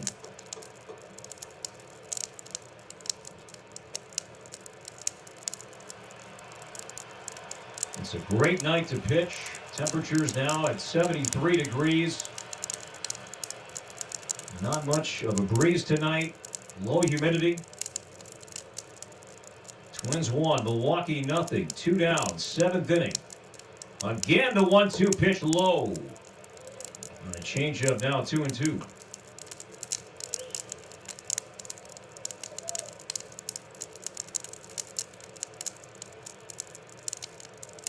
Twins got to have that triangle look with their defense on the right side. Polanco, Sano at the base of it. Got eyes kind of at the point, defending in shallow right. And the 2-2 pitch, check swing inside, did not chase on a slider, full count. With Braun on deck as Maeda taps the rosin bag, takes off his Twins blue cap, wipes some sweat away from his forehead, and now will reset. 3 balls and 2 strikes in the 7th, 2 down. And the payoff pitch, he got him, strike 3, swinging on a slider. Maeda, a no-hitter through 7. And now with a 10 strikeout night, Twins are coming up in the home 7th, clinging to a 1-0 lead from target field. Do not move on your home for Twins baseball. Twins 1, Milwaukee nothing. Twins batting in the home 7th. Kenta Maeda has a no-hitter through 7. His pitch count is at 92. Right now, let's talk offense. Let's talk some insurance runs here. Sano, an RBI double and a strikeout. Now pitching for the Brewers, a good arm. Claimed off waivers from San Diego, a side armor. And right-hander Eric Yardley, sinker baller. As he goes off speed, a curveball is high, ball 1. Yardley celebrating his 30th birthday tonight. Dating back to last season, over his last 18 innings, he's allowed only 1 earned run. And the 1-0 pitch off speed. There's a strike. So sinker, curve, and a very rare changeup is what the Twins will see from Yardley. Left-hander Brent Suter is warming as well. Now the 1-1 slam foul right side. And now the count moves to 1-2. Milwaukee's 8th inning due up Braun, Narvaez, and Gamble.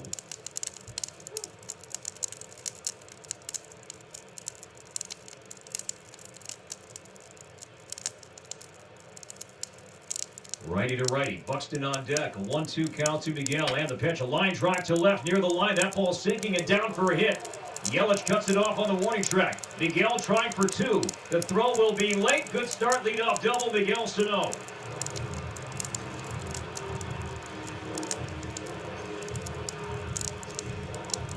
Pulling that ball down the left field line. Miguel, 2 hits, 2 doubles.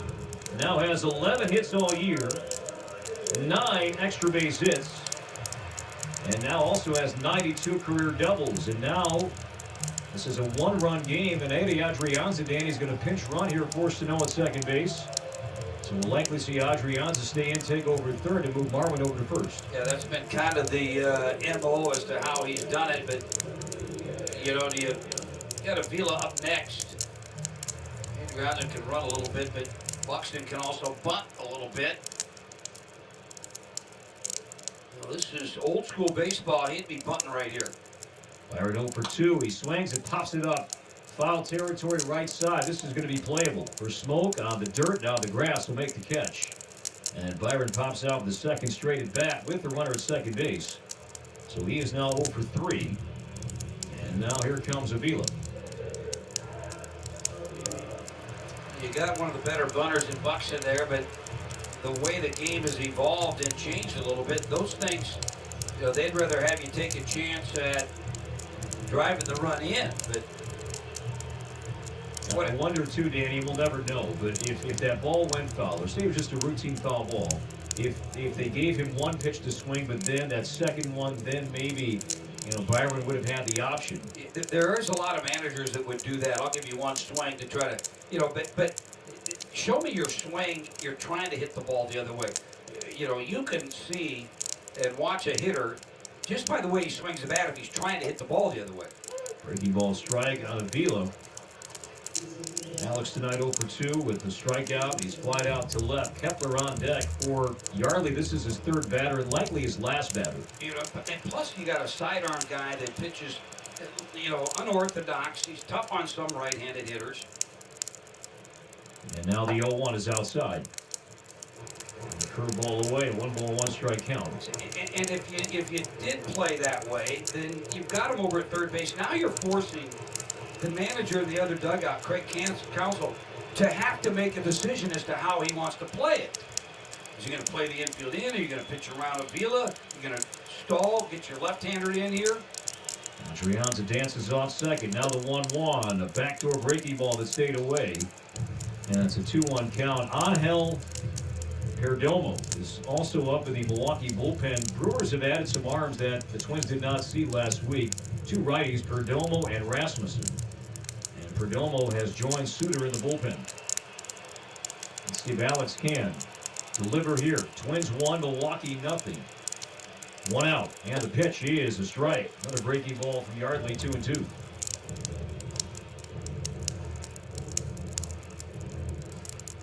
Kepler on deck.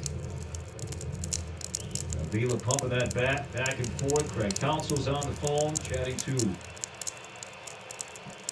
the Brewers bullpen. Yardley. A sign from Narvaez. Adrianza's off second. 1 out and a 2-2 way outside. And a saving play made by Narvaez. And think back to the 4th inning. Well, Sano, after driving in Arise, he was stalled at second base after Byron popped out, but then Miguel eventually made third on a wild pitch. And that nearly happened again. So this time Narvaez sliding to his left. He gloved that ball right behind the right-handed batter's box. Milwaukee shifting over 3 on the right side. Infield playing back. Outfield playing more the opposite way. So the 3-2 count to Avila. With 1 out, and the pitch is high and outside, ball 4. So Avila draws a walk. That's the 9th walk he's drawn this year to go with 10 strikeouts. And here comes Craig Counsell. And with Kepler coming up, looks like the lefty, I believe, Suter, will come in, and that's the move. So the Twins are threatening again. They lead by 1 at 2 on, only 1 out, and Kepler will face Suter, lefty on left, when we come back in the 7th. First we step out. Chris, the scoreboard update next on your home for Twins baseball.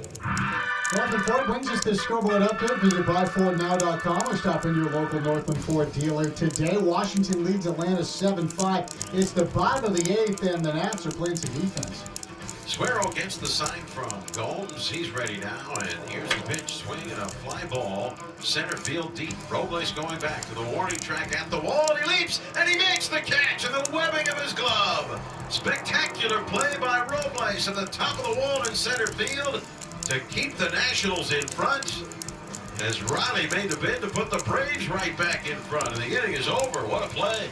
Yeah, still 7-5 Washington. Derek Shelton, the Pirates trying to help the Twins. They're tied with Cleveland 3-3 top 9. But the Yankees in danger of their first home loss. They trail Tampa Bay 6-3 in the 9th. All right, Chris, here the Twins have a 1-0 lead, batting in the home 7th, have 2 on, 1 out.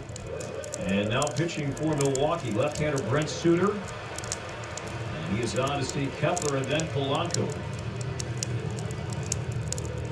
Lefty's hitting almost 290 off Suter so far this year. He's allowed 6 hits and 21 at-bats. Overall, his ERA is in the 3s. He's not overpowering. He works very quickly.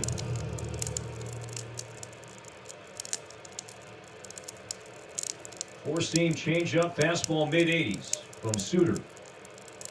As Max waits, and the pitch is a strike. There's the fastball at 85. Called on Kepler. Max 0 for 2 with a walk tonight, 2 stolen bases.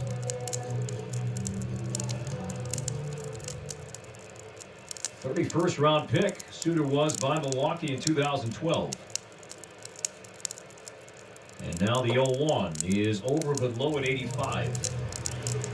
It looks like he throws harder than that. You look up there and it's 84, 85, but a lot of it's in the delivery. Suter unscored upon over his last 4 appearances, spent most of last season coming back from Tommy John surgery. And the 1-1, check swing foul. Kepler did not want to offer that and really stop, but the ball just found his bat right above his hands. So it cost him strike 2. It's now a 1-2 count, 2 on, 1 out. Twins 1, Milwaukee nothing, bottom 7.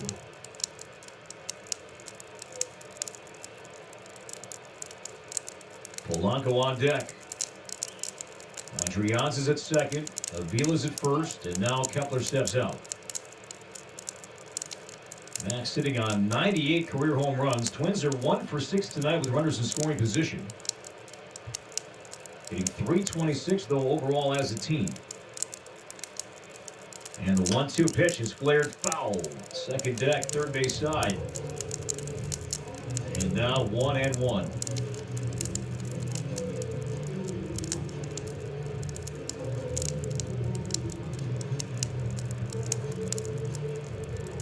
Like about Max, always that he chokes up on that bat a little bit, a little more bat control, a little bit quicker. Don't see too many guys do that. The 1-2 is popped up, back of third, going out as Sogard with the play. Infield fly is called, and Sogard makes the catch off the left field line. So Suter down ahead, had Kepler reaching 2 down, and now it's up to Polanco. Danny, who's had back-to-back plate appearances now. This was the 3rd in a row with a runner in scoring position. Yeah, you got to turn around bat with the right side. No, hey, I forgot to read this. Treasure Island Resort Casino, proud to be a founding partner of Target Field. The island is now open with enhanced cleaning and sanitizing measures. We'd like you to visit TICasino.com. I'll get back to the trivia question as well. We should get through that here. Yeah. We can't during this at bat. That's Polanco. 0 for 2 with a walk tonight. Twins 1. Brewers nothing. Adrians the runner at second, and Avila's at first. From the stretch and the pitch, fastball knee-high strike. So what was the question again tonight? What Twins pitcher has the most strikeouts against the Brewers? And the answer, pretty obvious. He's here tonight. Yeah. It's not Kenta Maeda. And the 0-1, line foul right side. We got a little ways to go. Rick Albert Blyleven. Yeah. Who is back on TV tonight with the great Dick Bramer. Great to see Bert for the first time during the season. Every time I see him, I get jealous because he's always got that Florida tan going, you know? Out there on the golf course almost every other day. 0-2 count to Polanco. 2 on, now 2 out in the 7th. And the pitch, line foul again. But Bert, if you're wondering the number, struck out 207 Milwaukee batters spanning 31 games. No other Twins pitcher has even reached triple digits in strikeouts. Really?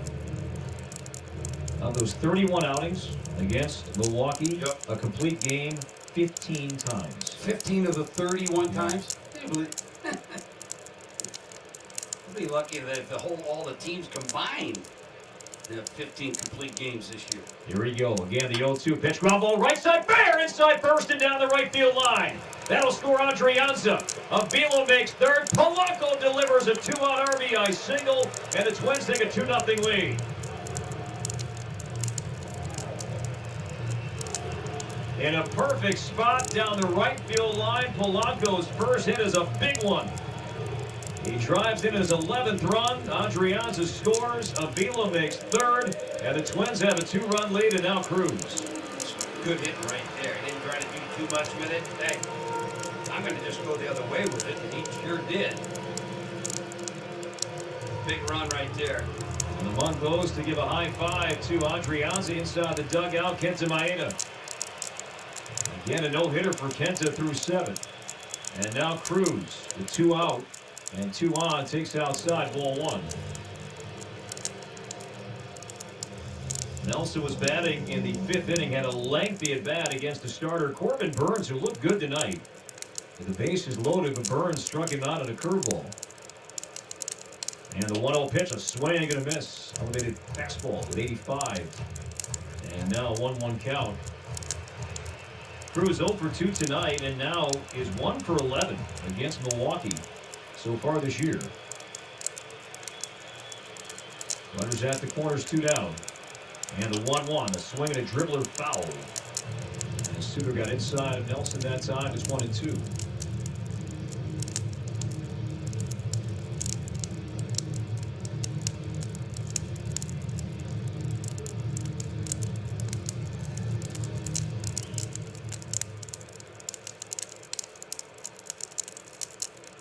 One ball, 2 strikes on Cruz. And here's the pitch. A swing and a chopper. Weekly right side to his left goes here of Fields and throws in time to get Cruz to end the inning. But the Twins add 1 on 2 hits, and they leave a pair after 7.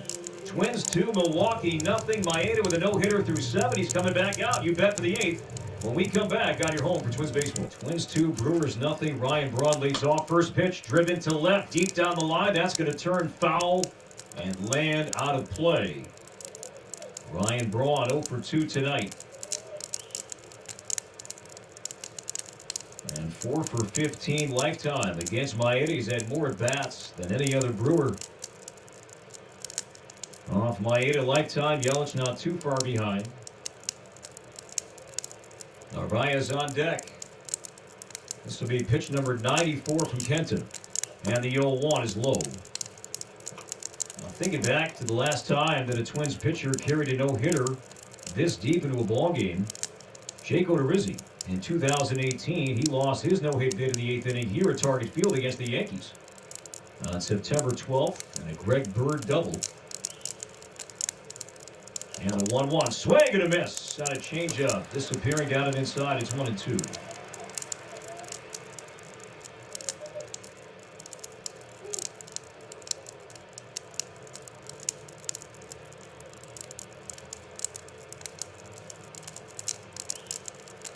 The Twins players, nobody's really sitting back right now. All the guys are leaning their arms over the padded railing. First base side, here's the 1-2 pitch. He got him, strike 3 on a changeup, and Braun strikes out swinging. 1 out. Kenta is now 5 outs away. 11 strikeouts for Maeda. Now 2 away from tying his career high, which he set back in 2016 as a Dodger against San Diego. So 1 out. Here's Narvaez 0 for 2 and 0 for his last 14.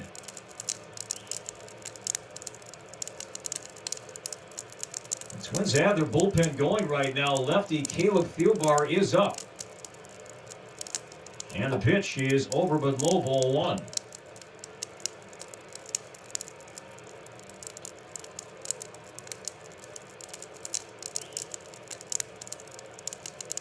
Adrianza playing off the line at third. Polanco defending up the middle. And now time called as Narvaez steps out.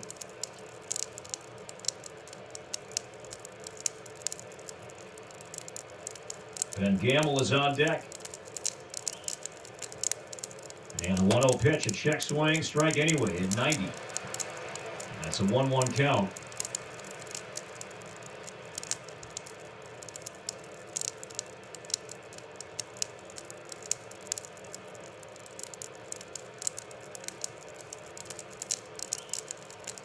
Pitch number 99 and the 1-1. Foul back.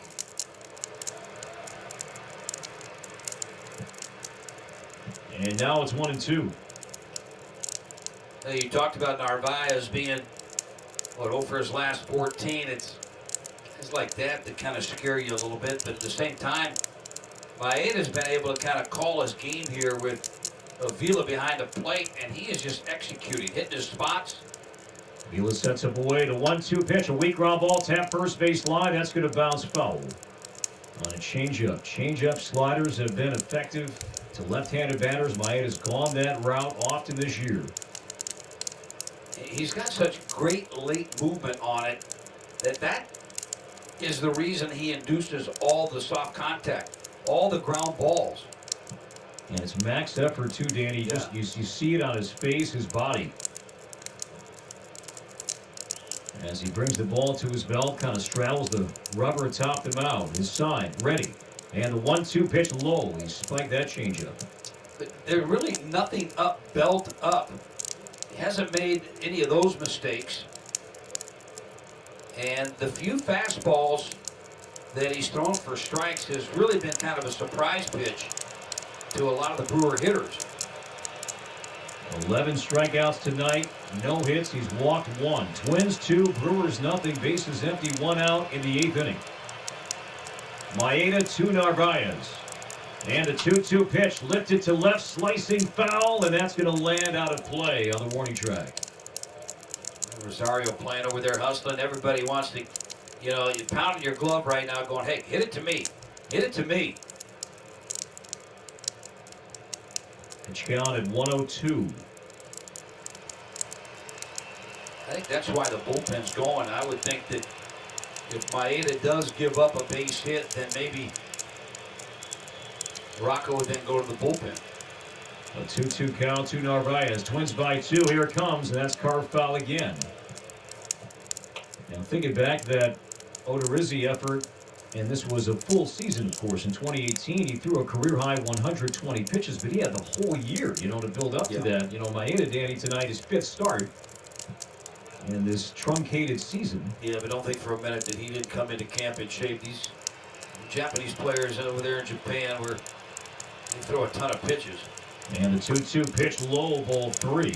Even though he's been over here since 2016 and he's a superstar in Japan. He worked out in Los Angeles during the shutdown. Yep.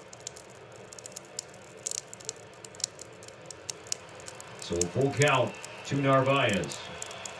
Adrianza now shifting more towards the hole at short. And the 3-2 pitch is fouled back on a slider at 80.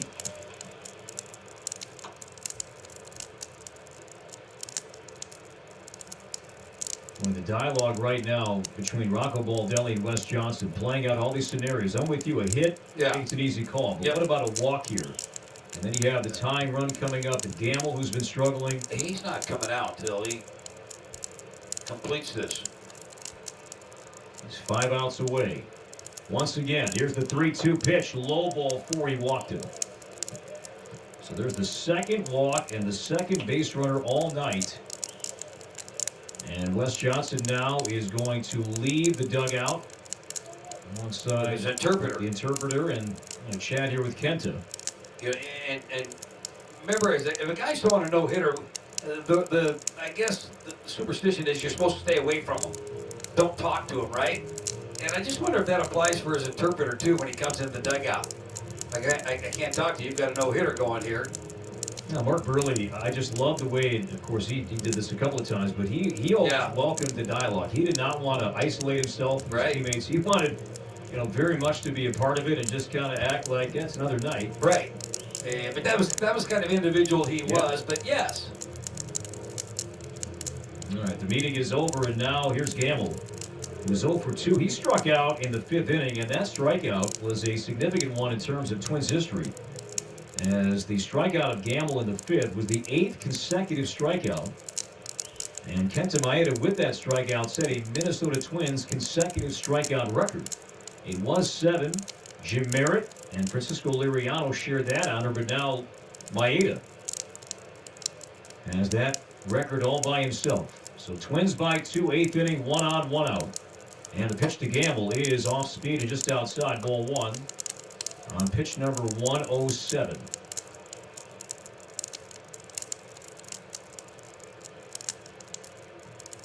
Gamble is 0 for his last 19, 2 for his last 37. And the pitch, a swing and a miss and a changeup. That's a 1-1 count. But how big does that insurance run look right now? Not just, shifting away from Maeda here for a second or two. Narvaez's lead stays. The 1-1 is strike 2 called from the outside edge. The slider kept it away from Gamble. See, that's command. That's being able to command off-speed pitch right where he wanted it.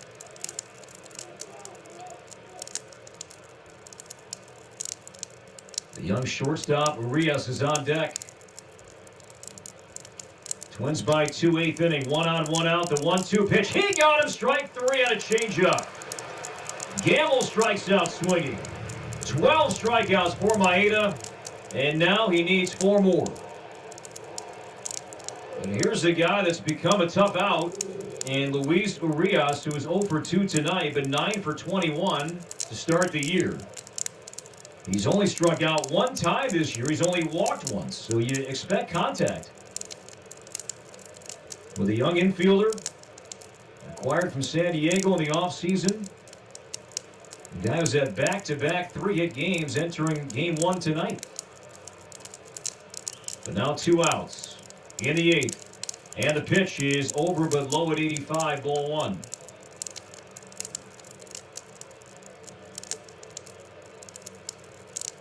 Rocco and bench coach Mike Bell having a casual conversation inside the dugout. Pitch number 112 from Maeda.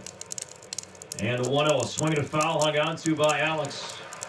And it's a 1-1 count.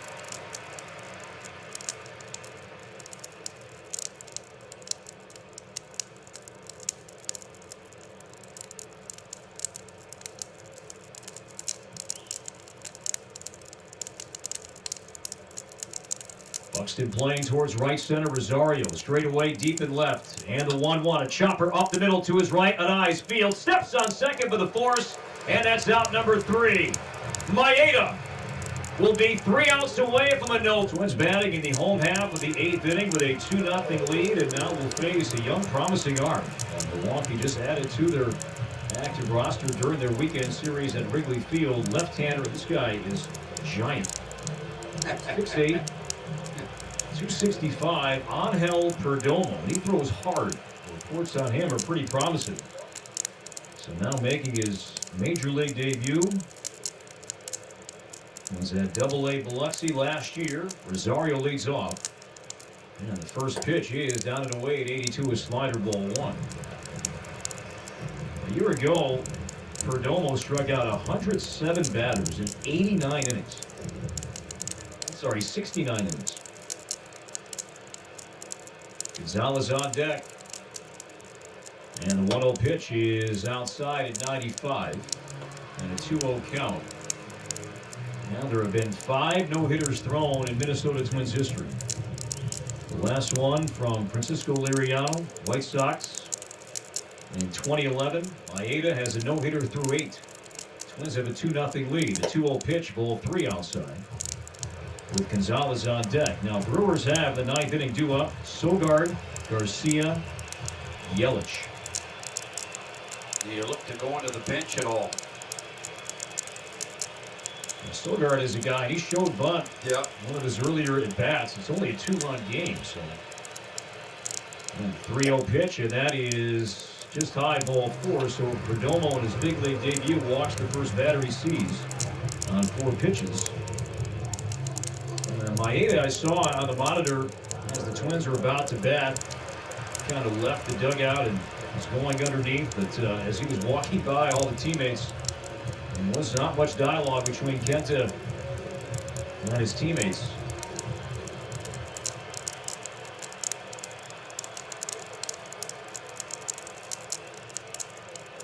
Here's Gonzalez, who's 0 for 3 and 0 for his last 15.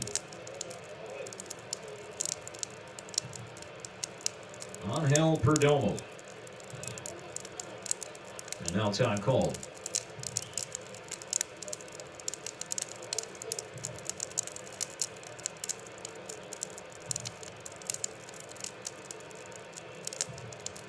Maeda, by the way, is at 113 pitches, and again time called. And this is Jerry Meals.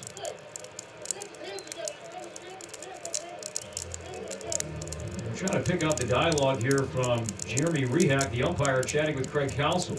But not sure Jerry Meals, the crew chief, sees something Danny at second base, but Counsell's going to walk out, and this is Jerry Meals sees something here, and he's going to relay what he's seeing to the Brewers manager. There's something about hands and being close together, but I didn't hear much more than that.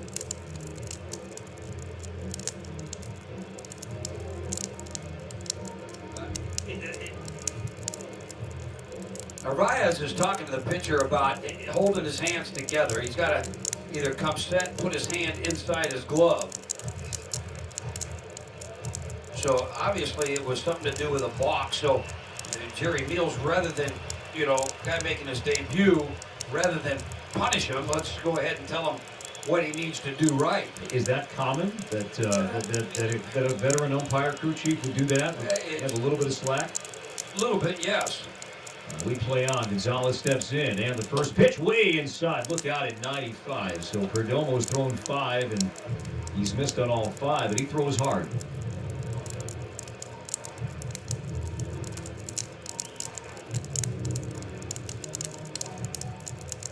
Twins 2, Milwaukee nothing. Bottom 8.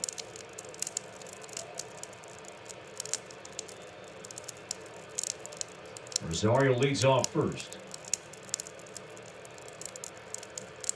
He stays, and the 1-0 pitch, a swing and a foul back. So the first cut, Gonzalez and a good pass and a fastball thigh high at 95. Rosario, by the way, with that walk, he's up to 9 walks and 13 strikeouts. So that ratio is staying pretty close to where it's been.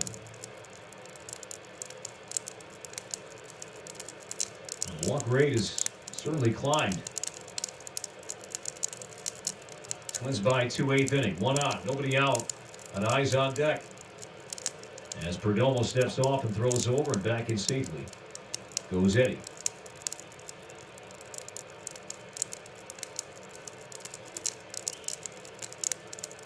Just imagine that Rocco Baldelli and Weston Johnson, they're just going through all these different scenarios about how they want to map this out. But I think Maeda's, he's going back out. He has to. And the 1-1 in the dirt, nearly clipped his ankle. And that's ball 2. Yeah, at some point you want to get this guy here, his debut, but at the same time, just down by 2 runs. Right. You're thinking, okay, and maybe, Counsell probably knows his bullpen better than us, that maybe they are a little thin tonight and have to go this route. But boy, to walk Rosario 4 straight, now falling behind here. And the 2-1 pitch is popped up, foul behind the third base dugout. Narvaez no play. And now 2-2. And again, the Brewers have some good hitters coming up. It's not like, Sogard hits 9th, and then Garcia, Yelich. I mean, it's. And Sogard's got the high on base percentage, and you get one guy, and then all of a sudden. He got some power. Yeah. So it's still very much a tight ball game here. That's why the Twins would love to add on here. That's what I don't understand is tight game like this, you bring in somebody that is definitely nervous. Looks off the third base side, does Perdomo. An eyes on deck, a 2-2 count. Eddie at first. He runs, and the pitch is a strike throw to second base. Is going to be late. No, out! As Rosario maybe overslid the bag. So it's a strike him out, throw him out as Gonzalez struck out looking. Rosario running, slid head first, and it looked like he beat it, but then the tag stayed down. As Mike Bell is on the phone, Twins will ponder a challenge, but Mills took his time to make that call, and Eddie was there and then kept on sliding, and he was off. I thought his foot got on it, though. When his hand came off, I thought his foot was on the bag. Right hand was there. The left hand tried to drag it, and then he kept his left foot. He tried to keep it on the very top of the base, and the Twins will indeed challenge this call. But right now, it's a strike him out, throw him out, 2 down, and a 2-0 game. As Eddie takes a look at the replay himself on the video board in left, we take a closer look now.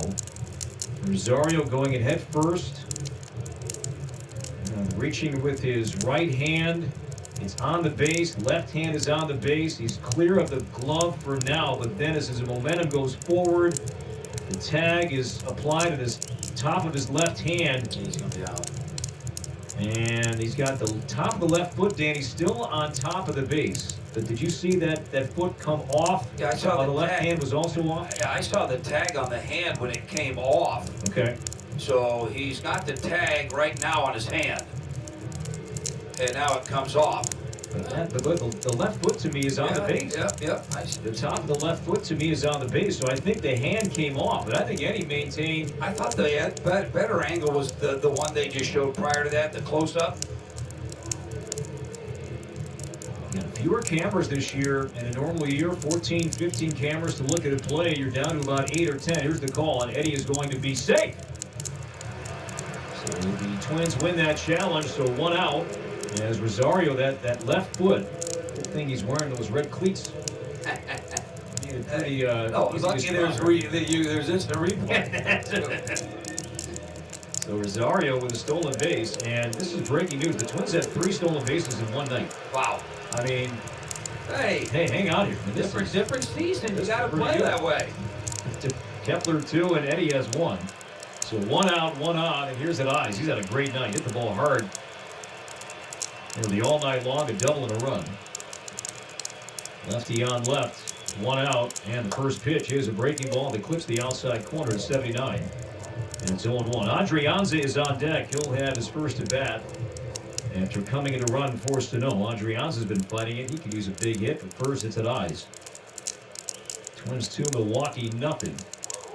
And the Twins dugout, now they want a balk, and they're not going to get it. But Rosario drifted off second base, and he caught the attention of Perdomo, who didn't throw, but really didn't look all that comfortable. In fact, you can see Narvaez right now. He's motioning both hands to his young pitcher.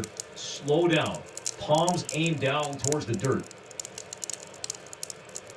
And now we resume. And the pitch outside, a fastball at 94. It's a 1-1 count.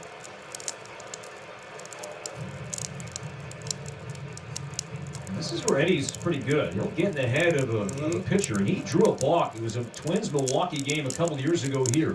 And he was at third base. It was a pivotal run. And he drew a balk at third base and scored.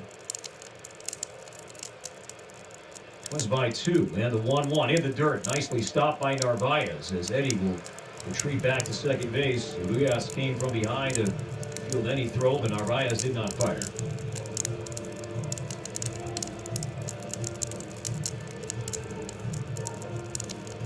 Watching the pitcher out there, Perdomo, kind of get back on the mound, kind of adjust his jersey a little bit. He's talking to himself right now, and maybe just kind of reminded him to, hey, slow down a little bit. And now they will call a balk. So they gave Perdomo a long leash. Wow. And they had to call that one. And no real argument, Danny, from the Milwaukee dugout, but there's a balk, and that moves Eddie down to third. I thought he just kind of shook off the sign. didn't see him buck. I just saw him look in and shake off.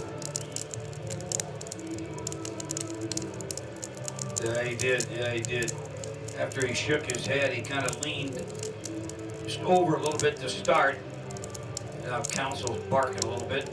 He's going to have his infield play in. And now you think Eddie's done drifting off the bag? And this is what he'll do here. He's getting instruction now from Tony Diaz, but Sogard's nowhere near the bag to catch any throw. Where he'll run down and look like he's making a bunch of noise like he's going to take off. Absolutely.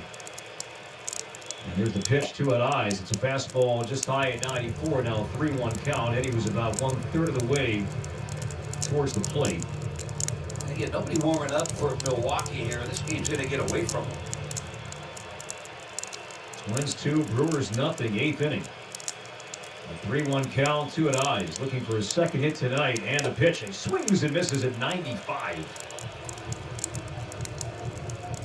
Belt tie power from Perdomo. And eyes. An aggressive cut. Swung so hard he crossed home plate and stumbled into the right-handed batter's box. Rosario dances off third base. Perdomo comes home with 3-2. He walked him. High ball 4. Fastball at 96. Second walk of the inning. And now here comes Adrianza. Here comes pitching coach Chris Hook.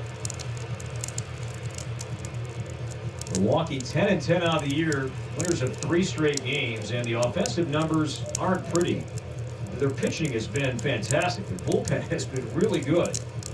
I thought Corbin Burns was solid tonight, and they're still very much in the playoff picture right now with, a third of the season complete. They're a 500 team in second place behind the Cubs in the Central.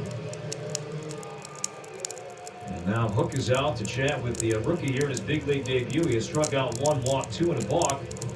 And now the Twins are looking to really put some distance between themselves and Milwaukee. We'll see if Adrianza can do that. Maeda seated inside the dugout as the Twins blue hooded sweatshirt on. He's going to have to keep busy there a little bit. Kind of a long inning for him to stay in that groove.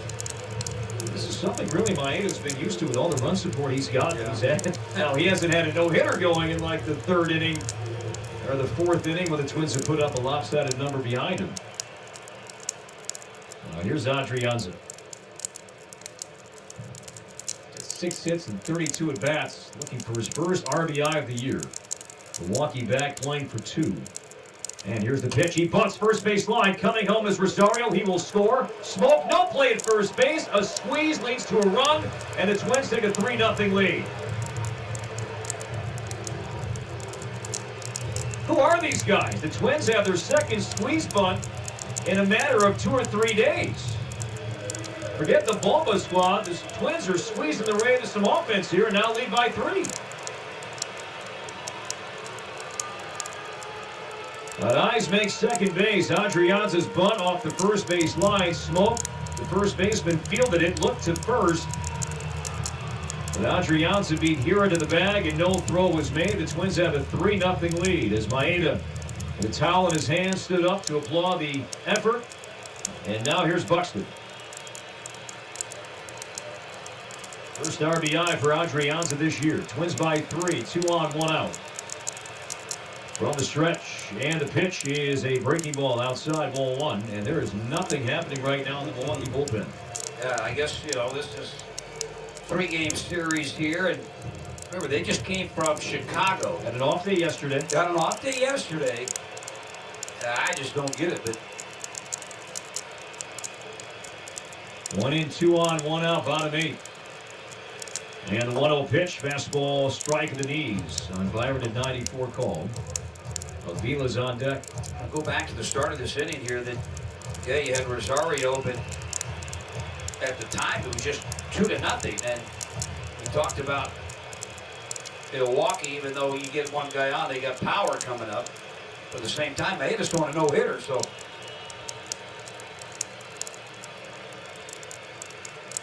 Now the 1-1, swing and a miss, strike 2 on a fastball. As Byron chased up and away there. Byron now 1 for 16 on this homestand. After crushing Milwaukee pitching last week, he had 6 hits, 2 home runs at Miller Park last week. It's popped out twice and grounded out. And now behind 1-2.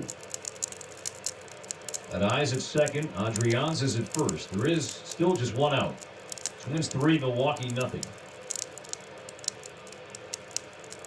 Perdomo looks back to second. Butterstay comes home and the 1-2 ground ball to third. Sogard has it, feet second for one. The return is going to be in time, double play. So it goes 5-4-3, and that's the inning, but the Twins add one more. We have played 8 innings at Target Field. Twins have a 3-0 lead. Maeda drinking some water. His Twins 3, Brewers nothing. 9th inning. Maeda with a no-hitter through 8. He has walked 2, struck out 12. Eric Sogard leads off. First pitch, a strike, a fastball 88. On pitch number 114. Looks like Taylor Rogers is up in the bullpen. Garcia's on deck. Yelich due up third. Sogard tonight 0 for 2.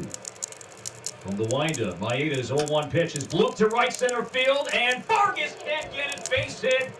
And Sogard singles to begin the 9th inning, and the no-hit bid ends here tonight at Target Field.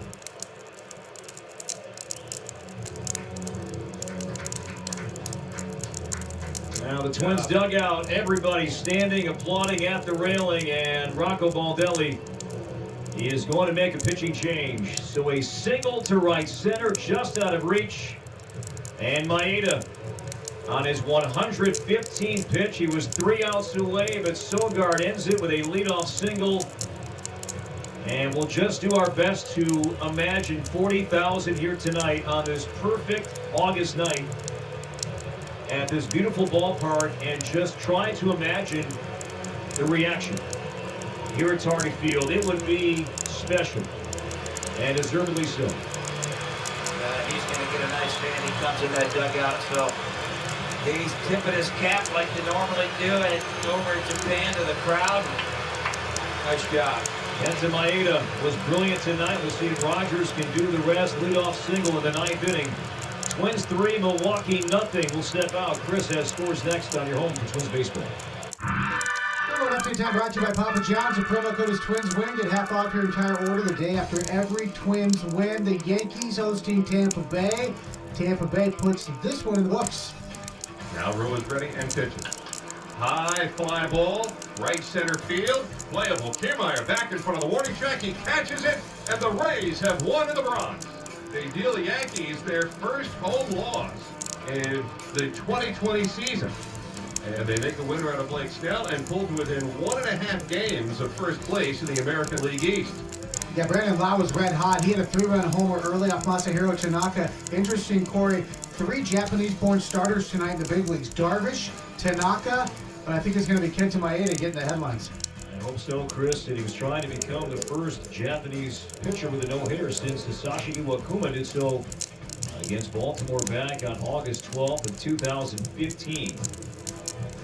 Maeda was 3 outs away, and I said Vargas, it was Polanco, the Twins defenders. As they move guys around, Polanco reaching every part of his body, trying to make that play, and just out of reach into right center. So now Rogers will try to finish off the Brewers tonight. As the Twins have a 3-0 lead, here is Avisalir Garcia. Rogers has saved 5 in 6 chances. Sogard at first, nobody out. Rogers steps off and throws over.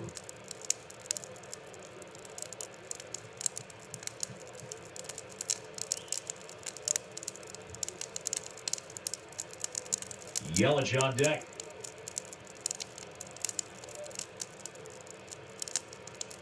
Garcia struck out, bounced out, and popped out tonight. And the pitch is over and in for a strike at 95.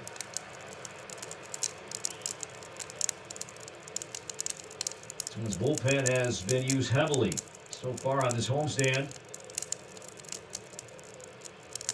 Rogers did not throw yesterday through back-to-back Saturday and Sunday.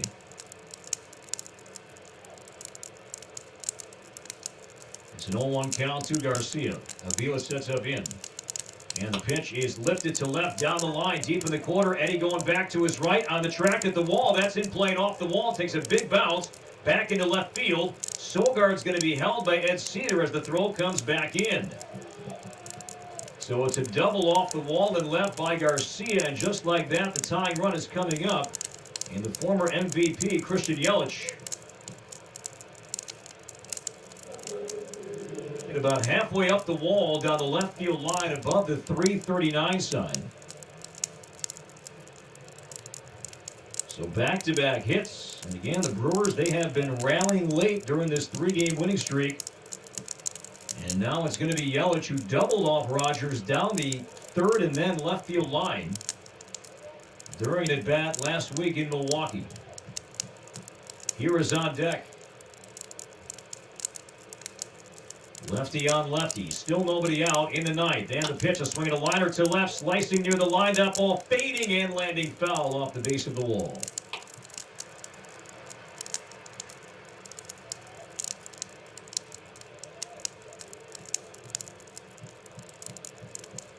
Taylor Rogers forever, even before he was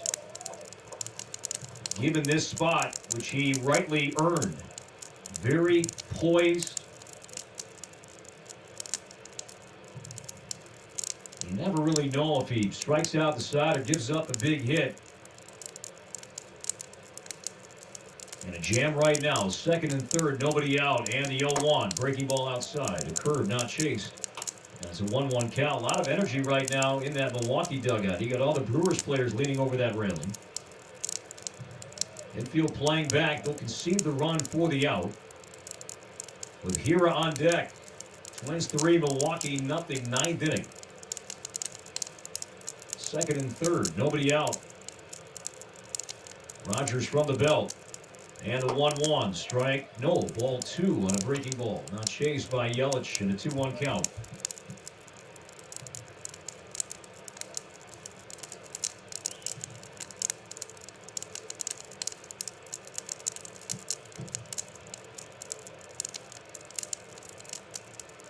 Rogers shakes off Avila.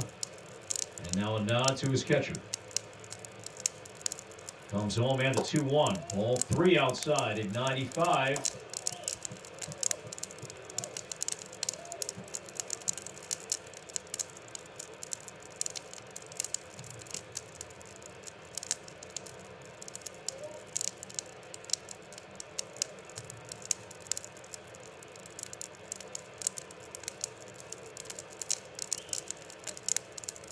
Outfield playing deep. And the 3-1 is low, ball 4, and that loads him up. And the batter will be Keston Hira. So Yelich drawing his second walk tonight. And here comes Wes Johnson, as he will talk with how they want to pitch Hira. Hira is 0 for 3. Struck out a couple of times on elevated pitches against Maeda.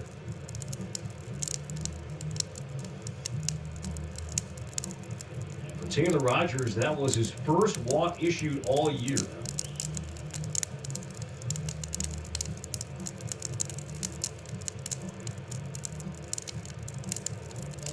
Just a little reminder, hey, we still up 3-0 here. Just get an out, give up a run, take the out, get a ground ball, double play, give up 1 run, and get the 3rd out. Let's get out of here. Justin Smoke, his switch hitters on deck. Hira 0 for 2 lifetime against Rogers with a strikeout. So Sogard is at third, Garcia's at second, Yelich at first. 9th inning, Twins 3, Milwaukee nothing. And the pitch, a swing at a blooper center field, shallow. Byron coming on. That's going to land for a hit. It'll score 1 run as Byron gets it back in near the mound. So Hira floats one to center. Sogard is in to third, Garcia down to second, Yelich. And it's now a 3-1 game, still nobody out. And the batter is Justin Smoke.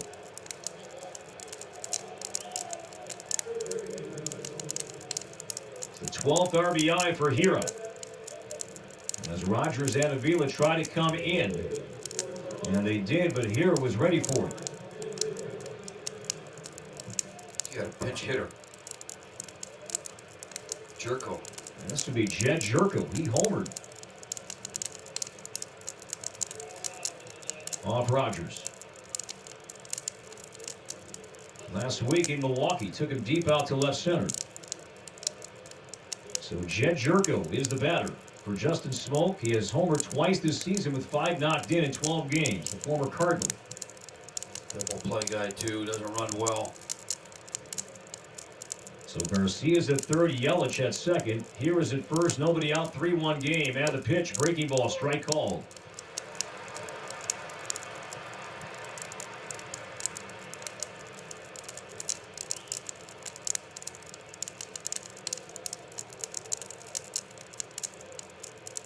Ryan Braun on deck. Twins by 2, 9th inning. And the 0-1, bounce foul off his foot. And now it's 0-2.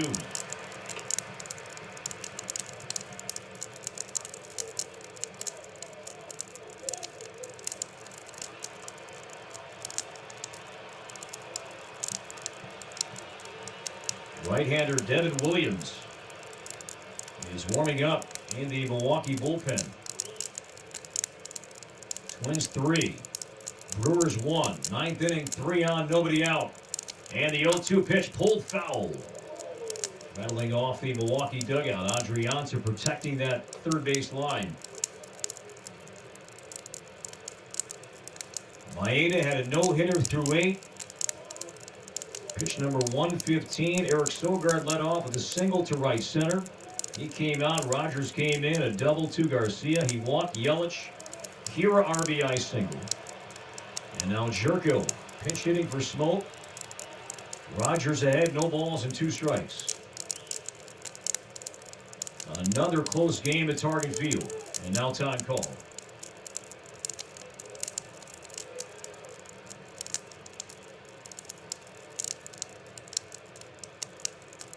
Jerko back in. Rogers off the third base side, resting that black leather glove, per usual, up against his right leg. Brings the ball to his belt, eyes the plate. And the 0-2 pitch, a swing and a foul, and Avila cannot hang on to it. And Avila got hit off the deflection, and the umpire Rehak's going to give Alex some extra time here. Still 0-2.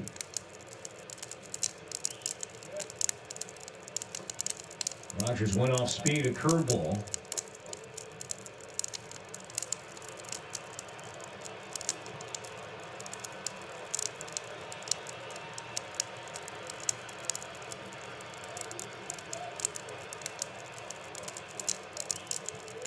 Some tense moments late. Twins by 2, 9th inning. Milwaukee has 1 in, 3 on, nobody out. Rogers ahead of Jerko, no balls and 2 strikes. And the pitch, a swing and a tapper, left stub short. Polanco fields, second one. The return from Vargas is missed by Gonzalez, and this is going to tie the game. The Brewers get 2 runs, and we're all tied at 3. Gonzalez could not field the return throw from Vargas. They got a piece of his glove. Jerko was safe at first. Garcia and Yelich both score on the play, and it's a 3-3 game here in the 9th inning, and still just 1 out.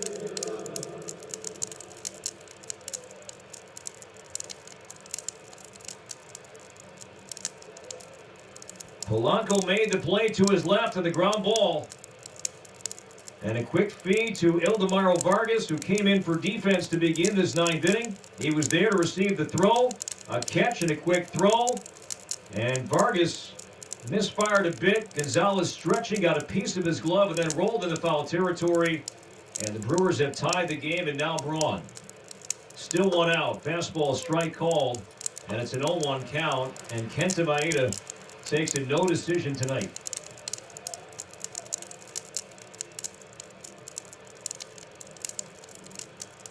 So it's a fielder's choice, RBI, and then Yelich scores on the error.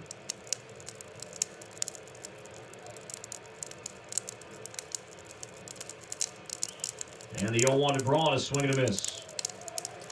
And now it's an 0-2 count. This now gets Josh Hader up in the bullpen. They have charged Vargas with the throwing error.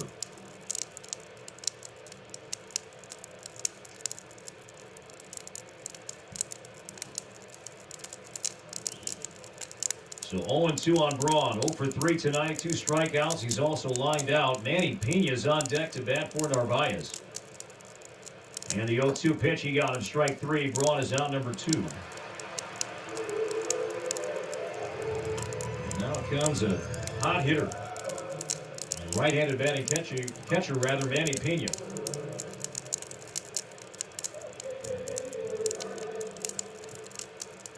Pena currently on a 7-game hitting streak, the longest by any Milwaukee batter this season. And during the 7-game hitting streak, he's homered twice, and both home runs came against the Twins. So Williams and Hader up in the bullpen. So the Twins will have Avila, Kepler, and Polanco due up in the bottom half of this 9th inning. With 2 down, Rogers to Pena, and the pitch down and inside, ball 1. Andy, getting back to that throw from Vargas, did you see anything on the exchange from glove to hand? Well, it looked like he might have rushed a little bit. The throw was high just a little bit, but boy, you'd like to have an on-target throw. He had plenty of time. And Jerko does not run well at all, and boy, kind of developed slowly, but once it got to Vargas in the high throw, and Marwin didn't come up with it. 1-0 is inside again, ball 2, and the Twins commit just their 3rd error all year. Yeah. And it comes at such a costly time. And you feel bad, Vargas, new guy here, just being put in for defensive reasons. And at the same time, go back to council and then letting that run in the 8th inning, or else they'd be having the lead right now. Behind 2-0 to Pena, and the pitch, a swing and a dry foul down the right side, now 2-1. One would think that if the Brewers take the lead here, then Hader will have the 9th inning. If they don't, then perhaps it's Williams. First, Rogers must get this 3rd out. So Milwaukee has rallied for 3 to tie the game. There are 2 out. Jerko at first base and Manny Pena the batter. Rogers holds near his chest. And the 2-1. Check swing. He went on a sinker at 95. It's 2-2. So Maeda goes 8+, gives up 1 run on 1 hit. He walked 2, struck out 12, and will take a no decision tonight.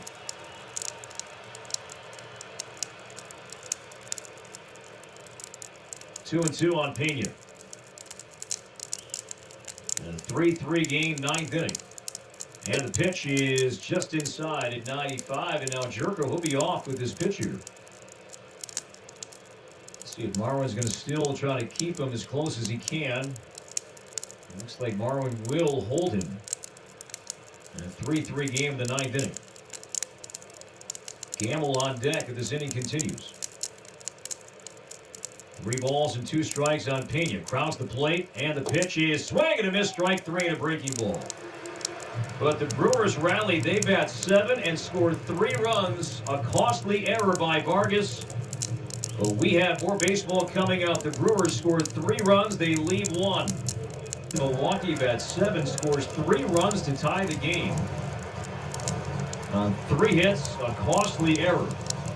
And now it's a 3-3 game, bottom 9, and Devin Williams is on to pitch for the Milwaukee Brewers, a power arm. 17 strikeouts in 8 2/3 innings. Jed Jerko stays in the game. He is now defending at first base after batting for Smoke. Avila leads off, and then Kepler. And the pitch is over and in for a strike on a changeup. And it's an 0-1 count. The Twins had multiple chances offensively. Forget Maeda for a moment to deliver the knockout blow. And tonight has not been a strong night for a team that's been really good this season with runners in scoring position, but not tonight, not yet. And the 0-1, a check. It looked like he went, he did. On a changeup, it's 0-2. The Twins are 3 for 11 tonight with runners in scoring position.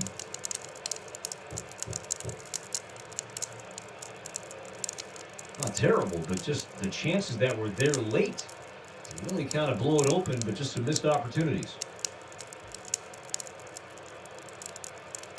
0-2 count, 3-3 game. And the pitch, a swing and a foul, and it's Manny Pena now catching as well. Could not hang on to it. It is after he hit the top half of the inning. Twins have 1 walk-off win this year. Remember, if the Twins don't score, we'll have extra innings for the first time for the Twins this year. And we'll do so with a runner at second base. Milwaukee has done that. The Twins have yet to do that.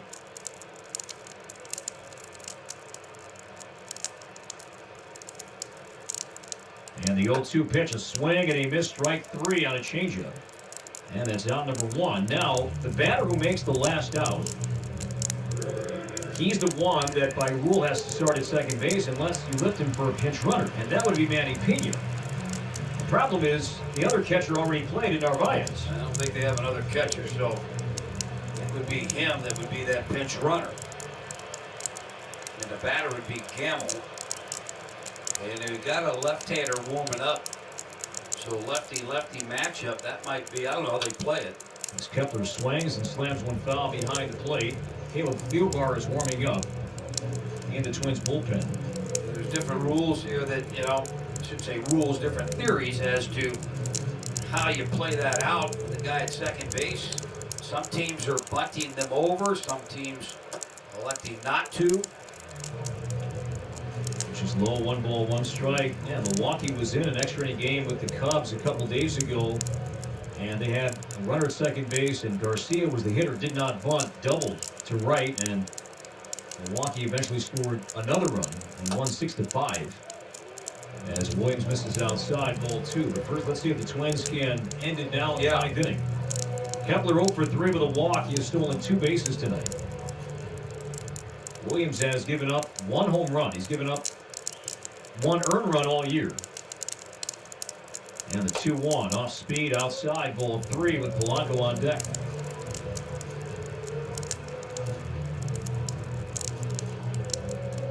All tied 3-3, 9th inning. Now, last time we were in Milwaukee, this kid here pitched. He pitched well. Good count for Max to do some damage. Waits for the 3-1. And the pitch, he takes slow ball 4 and 95. Williams kind of staring down towards Jeremy Rehak behind the plate. At the plate, but look low. So the winning run is on. And here comes Polanco. Jorge's been on twice, a single, a walk, and an RBI.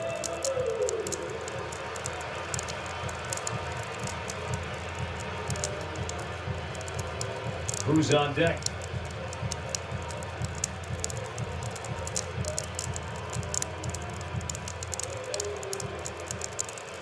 Max already got a couple of stolen bases.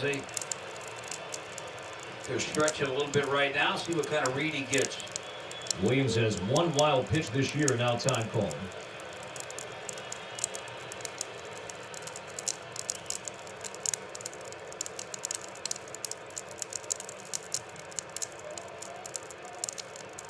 Don't forget, Pena's been sitting on the bench here all night. Now to come in here and have to really be loose to catch somebody that throws hard. And the first pitch is a strike. Change up to Polanco call. It's a great pitch for him.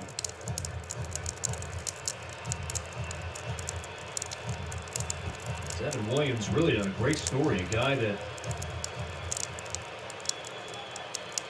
turned his whole career around and became his power arm.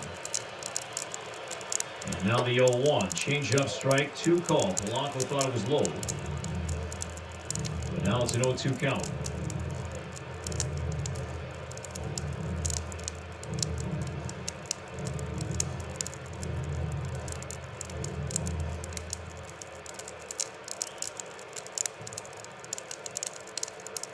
Tommy John surgery 3 years ago. He's a St. Louis native. No balls and 2 strikes. 1 out, 3-3, bottom 9.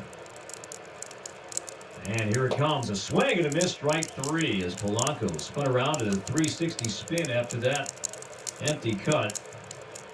And so now it's up to Nelson Cruz, who has produced the only Twins walk-off hit this year. They'll get that chance one more time here in the 9th inning tonight.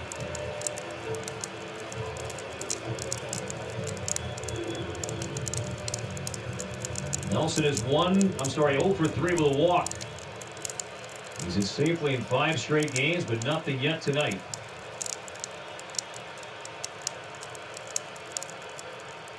Max at first, but now 2 out. Righty to righty. And here's the pitch. Is a strike called on a changeup. Righty changeup down and inside. And it's an 0-1 count. He throws that at any time. It doesn't matter righty lefty. It's got good movement on it. Nelson's had 13 career walk-off either at bats or plate appearances. And now the 0-1. Changeup low and in. It's a 1-1 count. Yelich, Garcia, Gamble, they're pretty much playing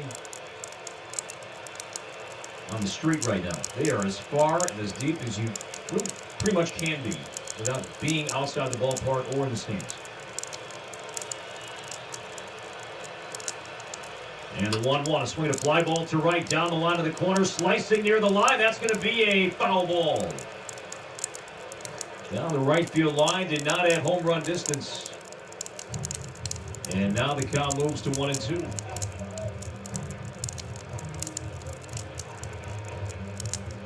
As soon as Pena gave his sign and then stepped out, way outside, wanted that ball in the corner, indicated it was a fastball the way he went in his crouch. So anything other than that, that splitter, that changeup, kind of camps out right in the middle of the plate. 1-2 the count to Nelson Cruz, all tied 3-3. Cruz batting Kepler at first, 2 down, 9th inning. Righty to righty, power against power. And the 1-2 pitch is strike 3, called on a changeup, and Williams strikes out 3. And we have extra innings at Target Field for the first time in 2020. After 9, Twins 3, Milwaukee 3. More baseball to come on your home for Twins baseball. And Caleb Thielbar is the new pitcher. And Thielbar will be on for the 4th time this year. And Gamble due up. He will not bat. Arcia will. And the Brewers will now place the runner at second base. And again, that will be Manny Pena running for himself. Catcher who made the last out in the 9th inning. So let's see how Milwaukee will play it here. The Twins did practice, Danny, these scenarios during the scrimmages they had before the season began, but now they get to do it full speed and against an opposing team here. Now there's the bunt defense here. They're not sure. You've got Adrianza in on the grass. Now he's going to back up just a little bit. Marwin in on the grass. Polanco's going to hold the runner real close to the bag, and Vargas is cheating towards second base. They're anticipating a bunt right here. Let's see what Arcia does. His bat's come to life here lately. He doesn't show, and he takes a fastball just high, ball 1.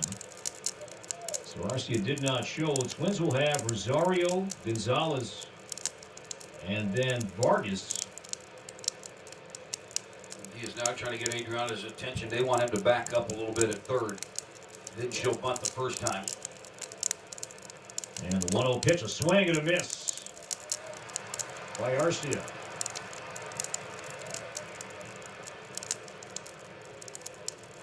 Arcia, 5 strikeouts. He's walked 3 times in just about 45 at-bats. He's had nearly 50 plate appearances, and he's making contact. As a homer, 8 knocked in. And now Thielbar steps off.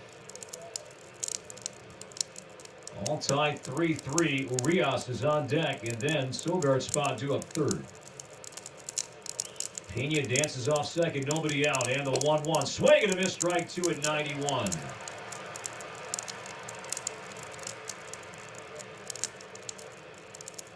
And the Twins have in the 10th because Cruz made the last out. He would be the pinch runner, or would be the runner, but likely lifted for. Danny Bowman think a pinch runner.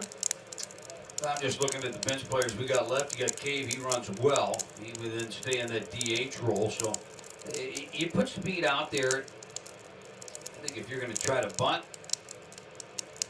First the 1-2 to Arcia. Here it comes. It's outside and high at 92. And now a 2-2 count. You know, this is the part of the game here that, you know, you used to be there was managing at this part to where he sent the right-hander against the left-hander to hopefully hit the ball the right side of the diamond at some point.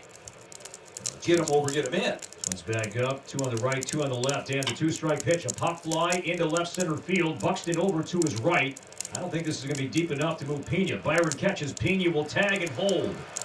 And a good throw back in, knocked down by Adrianza, so 1 out. So Arcia flies out to left center shallow. And Pena did not move off second base, and now Urias, who's 0 for 3. Yeah, that's probably the frustrating part, is that you hope that you have somebody that is going to give your team a good chance rather than just hit a pop fly to the center field or shallow. That's a good baseball right there, especially if they're going to give you the free guy at second base, extra inning games. This has been going on in the minor leagues the last couple of years. And this is something Thielbar should be used to. Been in the minor leagues the last couple of seasons, most notably with AAA Toledo, the Tigers' AAA team last year. And now Urias, Pena at second. 1 out, 3-3, top 10. As Thielbar resets.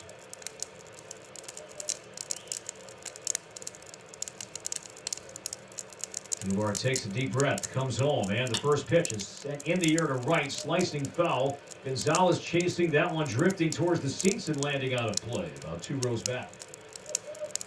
On Urias, it's an 0-1 count.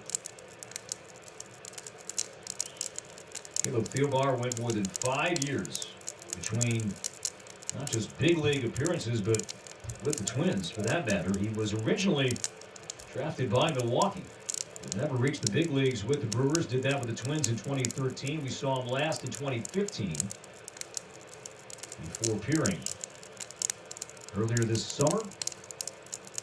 And a big spot, his 4th game of the year. Runner at second, 1 out, 3-3, top 10. Urias bats right-handed. And now the 0-1 is flared on the infield right side. Routine. Vargas has it, 2 down. So Pena has not moved. And there are 2 out. And now the batter is Stilgard.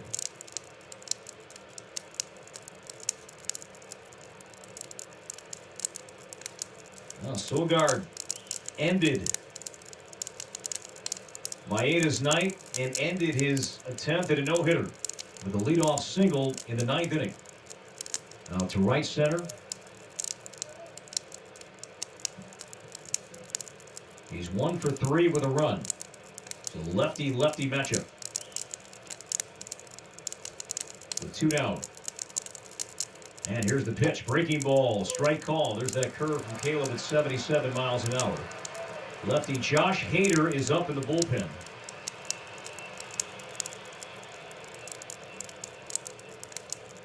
Williams struck out 3 in a scoreless 9th. Thielbar needs 1 more out. Pena's at second, now 2 out. And the 0-1 curved low. And now it's even. Stilgard's going to make Thielbar throw strikes here. His batting average doesn't wow you. It's below 200, but his walk rate does. He's walked 10 times. He has struck out 10 times. His on-base percentage entering play was near .330.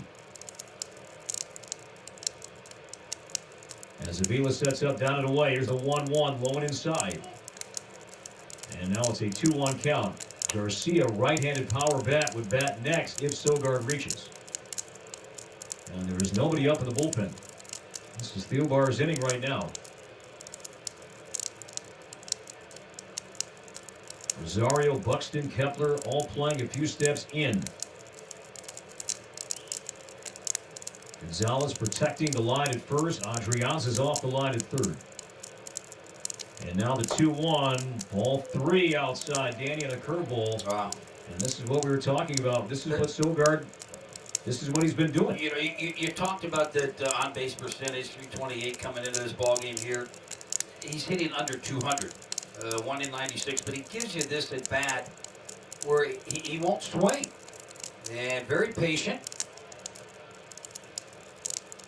So 3-1 count, and the pitch is a strike. Fastball 89 taken. You know, 3-1, that's a hitter wants to hit in that situation. Go ahead and run at second base, but with Stilgard, he hasn't swung the bat yet. So Pena began the inning at second, hasn't moved. Arcia flied out. Urias popped out. 3-2 on Sogard. 3-3, 10th inning. And now time called. Sogard steps out. It'll be Rosario, Gonzalez, and Vargas due up in the bottom half of the inning. The Twins will need a pinch runner for Nelson Cruz, who made the last out of the ninth.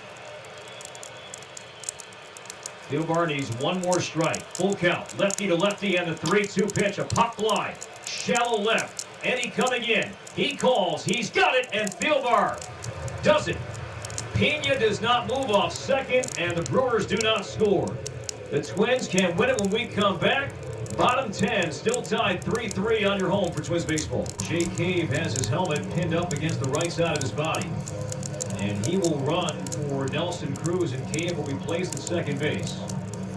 And the Twins have Rosario, then Gonzalez, and then Vargas. So a lefty, a switch hitter. And then, of course, you have Vargas set to bat 30s, also a switch hitter. And now on to throw for the Brewers is one of the tougher arms in the game, the power left-handed arm of Josh Hader, Danny, who is on for the 7th time this year. 6 1/3 innings, no runs, no hits. He's walked 4, struck out 10.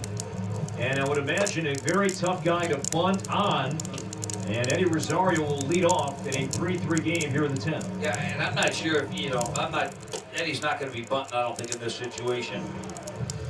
Counsell and Rocco, they're still going over their lineups because they had, Milwaukee Brewers have given up their DH.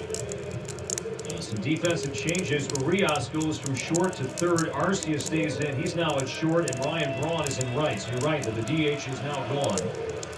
And Cave is going to run for Nelson Cruz. So speed out there. And Hader, hard thrower, and you've got Pena just came into the ball game last inning. Chance he can uncork one. So 3-3 bottom 10. Twins looking for a victory here tonight.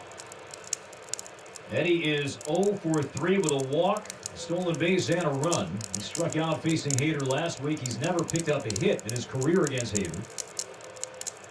Cave off second, and here's the pitch. He takes a strike at 93 called. It's an 0-1 count. At times, Hader last year, and the guy on deck, in fact, Gonzalez made him pay. He was so predictable with his first pitch fastball. And he's really incorporated his slider at a much higher rate so far this year. So Eddie did not show bunt, and now Hader steps off, and the Twins dugout thought a balk should have been called. And what a night.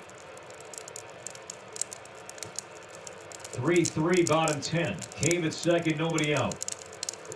Hader to Rosario and the 0-1. Strike 2 swinging on a high fastball.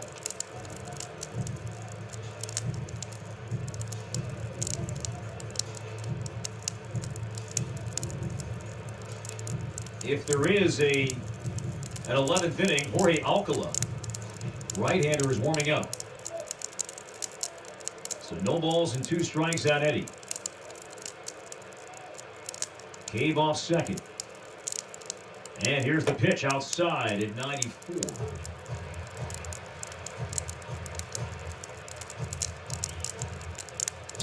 Just looking out here in the outfield, Garcia plays a deep center field, and he can track some balls down that you think maybe give yourself a better chance. Cave runs well at second base. And the 1-2 pitch checked his swing on a breaking ball. Did not chase, outside 2-2. So a year ago, Hader was throwing his fastball nearly 83% of the time. So far this year, he's throwing it 64% of the time. So that slider usage is up significantly.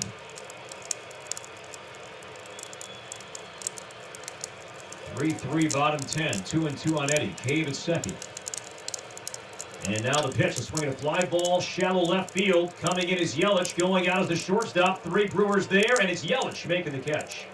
And Cave cannot advance, and Rosario flies out, 1 down, and the batter is Marwin.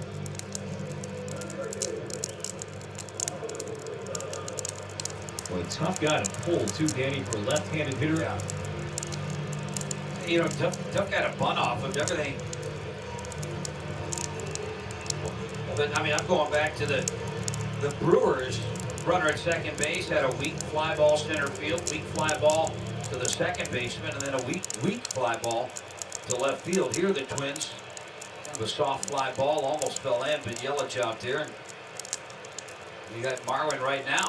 Marwin 2 for 2 lifetime against Hader. Still one out. Cave at second in the 10th. And the pitch is a fastball strike at the knees called at 93.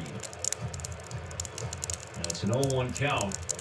Josh Hader was used many times last year for multiple inning saves. 4-out saves were pretty common. Haven't seen that as much. It did come into play during the Cubs series over the weekend.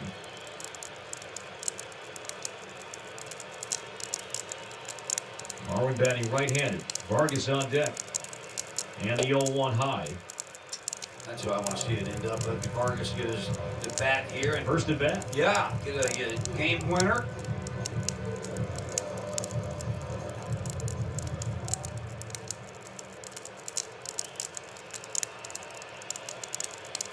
3-3 bottom 10. Cave at second. One out. And the 1-1. Line foul down the right field line. Off the safety net 1 and 2. Milwaukee will have the top of its order coming up in the 11th inning. With Garcia, Yelich, and then Hira. Again, likely Alcala coming in. Let's see if the Twins can end it now.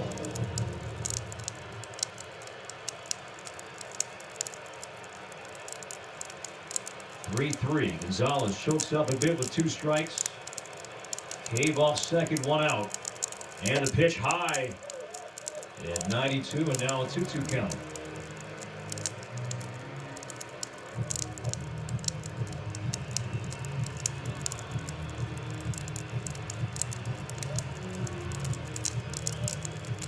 Braun in right, covering more towards the corner. Alley in right center, big alley in left center.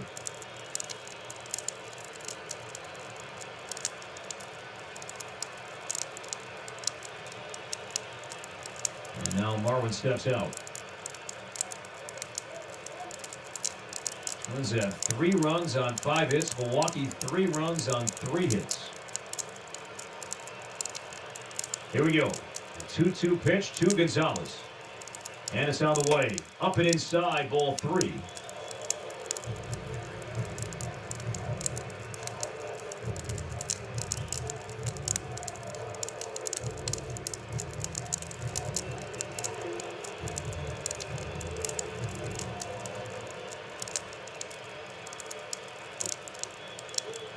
So Gonzalez has worked it full.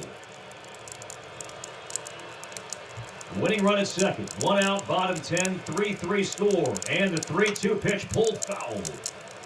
As that one rolls past the tarp down the left field line. And we'll do it again.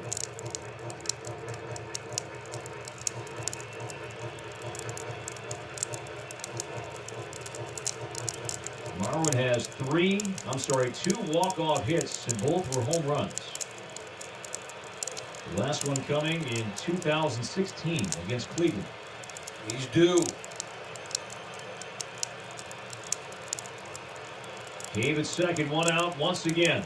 The 3-2 pitch, and that is strike 3 called on a breaking ball, and Gonzalez thought it was high, and Marwin's been ejected. Marwin's been thrown out. He thought that curveball was high, and here comes Rocco Baldelli to remove Marwin from this game, and the Twins lost a really good defender now during that at-bat. So he thought it was ball 4, and he said too much to rehack and was ejected from this game. And Rocco came out, still trying to escort his player back inside, and it was high. Pena brought it back down, and Marwin is out number 2, and now it's going to be up to Ildemaro Vargas. His first at-bat as a Twin.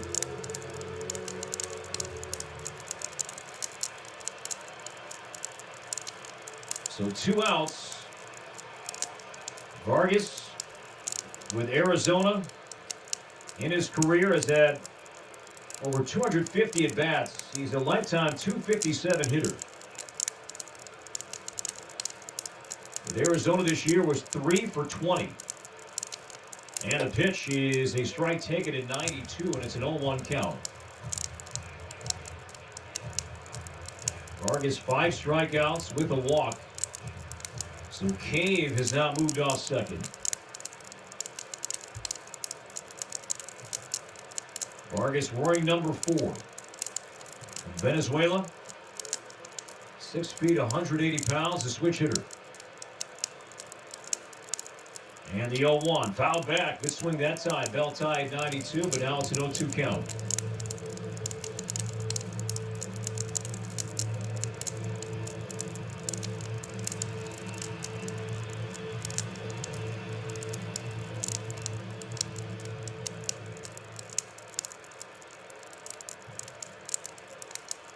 No balls and 2 strikes on Vargas. He's 29 years old. As the white pass hiked up. Cave the winning run at second. Bottom 10. And the 0-2 low and inside. Nearly clipped his foot.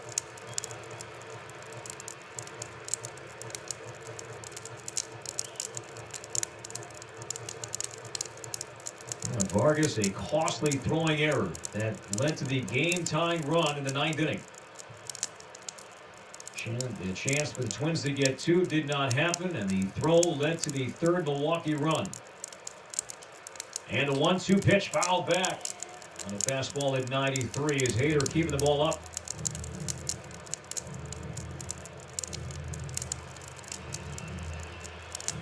Now we'll see how the Twins will piece it together defensively if there is an 11th inning, but that's not guaranteed yet. See if Vargas can win it now.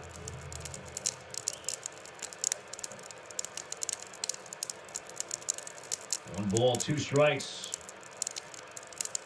on Ildemaro Vargas. And the pitch is low on a breaking ball, blocked by Pena. And now 2-2 count.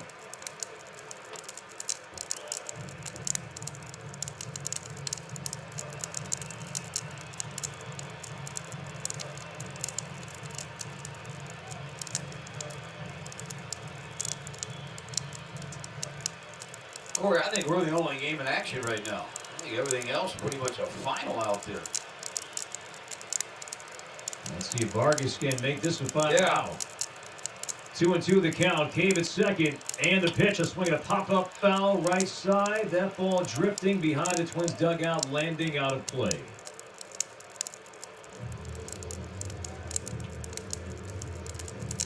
Kenta Maeda had a no-hitter through 8. Began the 9th inning. Eric Sogard leadoff hitter. And Kenta on pitch number 115 allowed a single, and that ended his night. Rogers came in. And Garcia doubled. Yelich walked. Hira RBI single. And Jerko, the fielder's choice RBI, led to the 2nd Milwaukee run, the 3rd run scoring on Vargas' error. And now Vargas batting here in the home 10th in a 3-3 game. Cave at second, 2 outs. And the 2-2 pitch is chopped foul down the third base side. He's seen everything that Hader's going to throw, Danny, here during this at bat.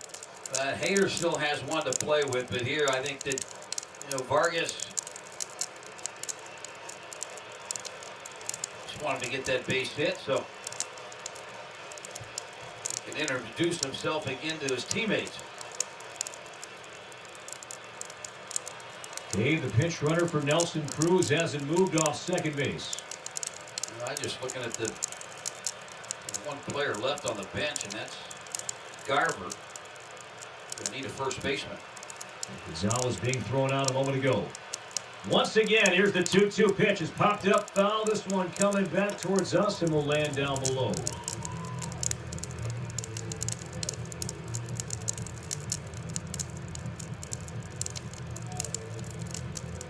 This has been an 8-pitch at bat for Ildemaro Vargas, his first at bat as a Twin. Like you said, he's seen his fastball. He has seen his slider. He's going to call time. Danny, go out and chat here with Hader. Yeah, I never liked this. You're battling, and all of a sudden now you come out there and you say something, you disrupt the rhythm, the timing, the thought process.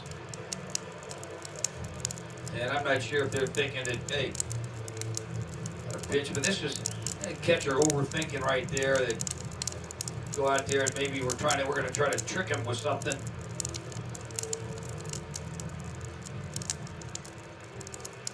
Vargas last year with Arizona in 92 games, hit nearly 270.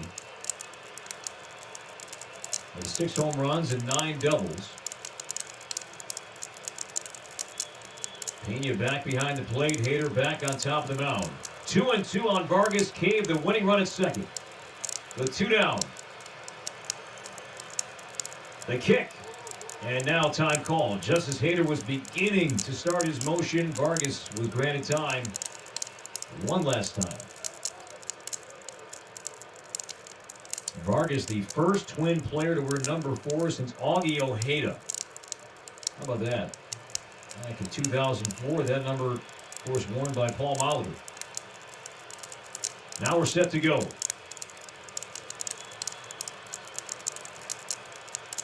And the 2-2 inside at 92, ball 3. Would that be something? Vargas wearing number 4, taking out the Brewers. Of course, Paul Molitor, Hall of Famer, number 4 with Milwaukee. I see your angle. But Paul Molitor would shoot that ball to right field. So Vargas can do that, and Paulie would be choking up right now. This is the 10th pitch of this at bat. Full count. And a 3-2. He got him. Strike 3 and a breaking ball. So Vargas battled, but Hader wins that round, and the Twins lead Cave at second. The 11th inning is coming up. Well, we made it to the top of the 11th inning. Still not enough. 3-3. Changes here. Looking at the bench.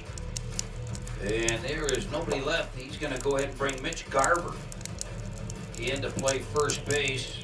Marwin Gonzalez ejected on a poor call by the home plate umpire, Jeremy Rehak, on a pitch that was a breaking ball, strike 3 high. So he's going to have Garver play first base. He had Cave that was the pinch runner, and he's going to stay in the ball game and probably be the DH, as Garver will take Marwin Gonzalez's place. New pitcher is going to be Jorge Alcala. So he will come on here in the top of the 11th inning. Again, extra innings here. Sogard runs, well, I think it's going to be Brock Holt. That's right. Hader had come into the ballgame for Sogard in that 9 spot when Braun went into right field, so they gave up their DH, and so it's Holt is going to run in the pitcher spot. Garcia was in the spot over the weekend, and Wrigley, of course, did not bunt. He shot a double to right. The first pitch he saw at Wrigley. He's not bunting. And this one popped up, though. That's pretty routine. Mitch Garver camp under it, so in the top of the 10th inning, had a runner at second base, and Arcia popped up weakly to center. Next batter, Arias, he popped up weakly to the second baseman, and then a weak fly ball by Sogard to end that inning. And here, with a runner at second base, a pop-up right there that, and here's a guy that Christian Yelich can do some damage. He walked his last time up, kept that inning going when they scored 3. Strike on the outside corner. Alcala, he high velocity. That one 97. And his command is much improved. Alcala being in his 5th game, he's logged 7 innings, 8 strikeouts. He'll check the runner Holt at second as he creeps off into pitch down and in slider. 89. Holt, veteran, he can run.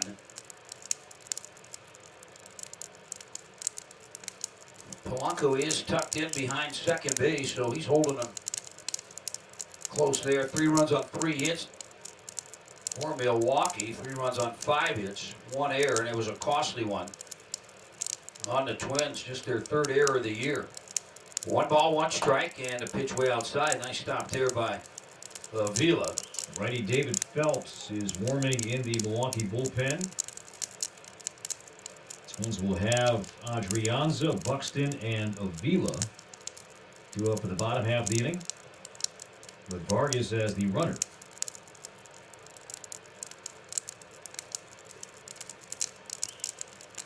Yelich here in the 11th.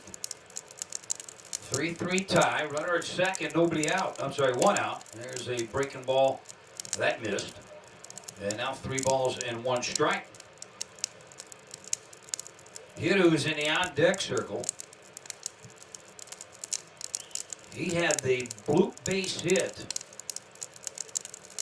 that put the first run on the board for the Brewers, and then Jerko had a tailor-made double play, and the throw to first got away from Marwin. And that one missed outside, so does set up the ground ball double play. 2 walks tonight for Yelich. And timeout called. And they're going to go out. And like Maeda, he's entitled to an interpreter just like the Latin players. They also are allowed an interpreter. So Wes talking with Avila. And a lot of times who was it that they brought an interpreter out there? And they go, what's he doing out here? I speak perfect English. That was that was Elvis's debut when he was added to the coaching staff for games. It was a spring training game. Was that Pineda? Who was it then? It was. I want to say it was Pineda. And it was really fun. And they just wanted the game was televised on Fox Sports North, and they just wanted to give Elvis some TV time.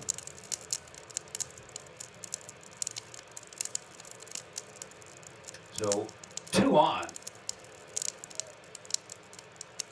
So Holt at second, Yelich at first. Hiru's going to bat. He is a 1 for 4. Couple of strikeouts.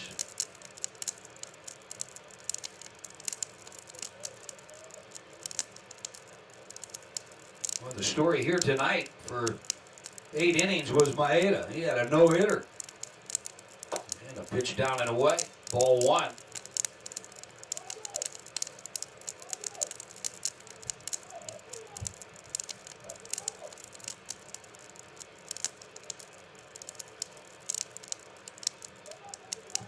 Hope getting a good lead at second base, and I'm not sure the coach is hollering to keep him a little bit tighter at second base. And here's the pitch. It's high, 2 balls and no strikes.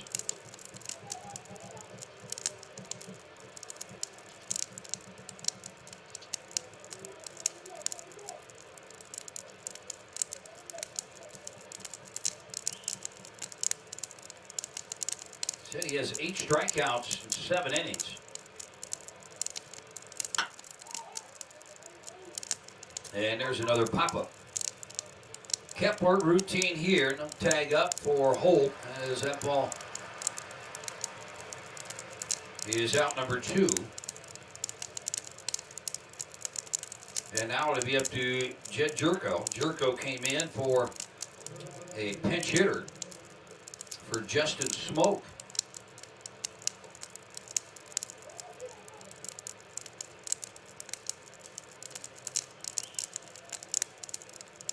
So the Brewers' last 5 outs have been easy pop fly outs.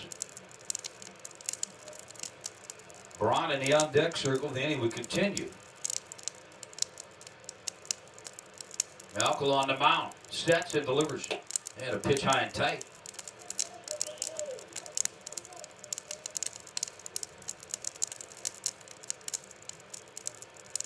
Maeda punched out 12.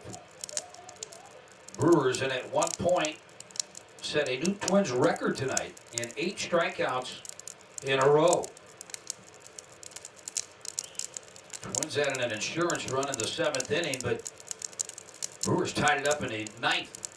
And a pitch high and tight. So 2 balls and no strikes. Now this was the count a moment ago to Keston Hiura. And a younger hitter, aggressive hitter, good hitter, swung 2 and popped out. Now we'll see what a more veteran guy like Jerko does here 2-0 as Alcala is struggling with command here in this 11th inning. And he's missed high and tight to Jerko. And Jerko Slide open stance. He had the big hit the other night in Milwaukee. And a check swing didn't matter. It was a strike.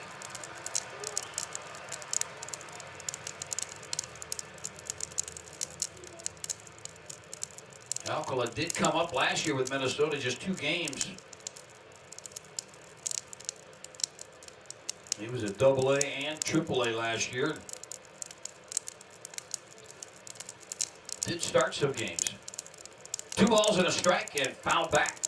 There's his pitch to hit, and he missed it and fouled it back.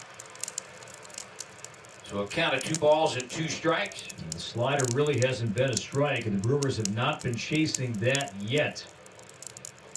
Let's see if Avila goes back to the heat, upper 90s, or 2-2. Do they go back to the breaking ball and see if Jerko does expand? Whatever that check swing up that he went on, I would throw that pitch. And there it is, little tapper past the pitcher. Polanco on the run's going to barehand it. Comes up in time to get Jerko. Jerko doesn't run well, but Polanco, a do-or-die play behind the pitcher's mound, barehanded it and an on-target throw to Garver at first base. So we go to the bottom of the 11th inning. Still tied up, 3-3. The pitcher for the Milwaukee Brewers is going to be David Phelps, former Yankee. And the batter is going to be Adrianza. Adrianza can bunt. Already had a bunt RBI. That drove in the 3rd run. Twins at 1st and 3rd. And Adrianza faced him the left-hander Perdomo, who would walk 2 in the 8th inning. A nice bunt. A base hit bunt the right side. And picked up his first RBI. Now the Brewers have lost the DH, so Brock Holt, who was the runner in the 11th, he is now at 3rd base. Urias is done for the night. Runner at 2nd. They're going to hold him tight. Doesn't show bunt. Takes it outside. Ball 1. That's a cut fastball from Phelps, and Phelps learned that like just about every other Yankee pitcher from Mariano Rivera, and that's what the Twins will see plenty of here in this 11th inning.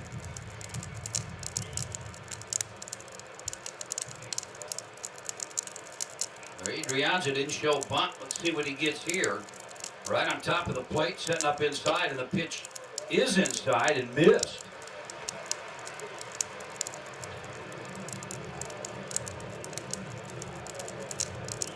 Phelps, one of the many free agents that signed with the Milwaukee Brewers. Does have a club option for 21. Vargas at 2nd, and the pitch on the outside corner for a strike. That's that little cutter at 90.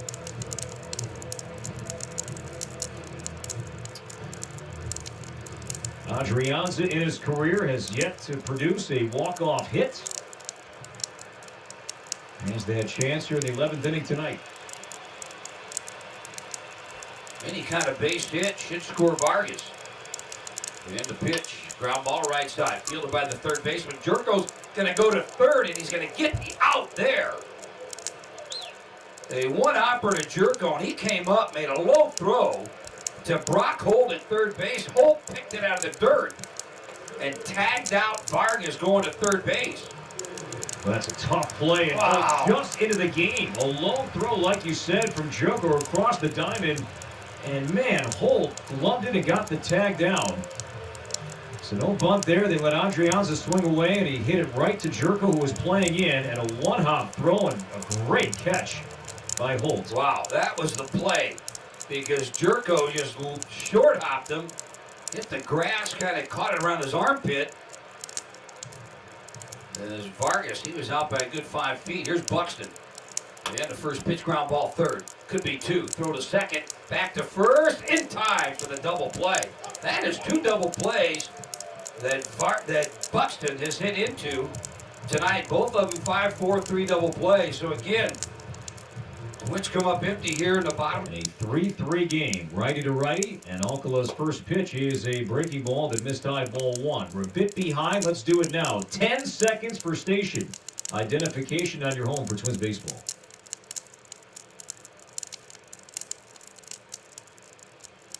Hi, this is Corey Provis, and you are listening to Twins Baseball Simulcast on WCCO KMNB HD2 Minneapolis St. Paul and KMNB FM NHD Minneapolis St. Paul.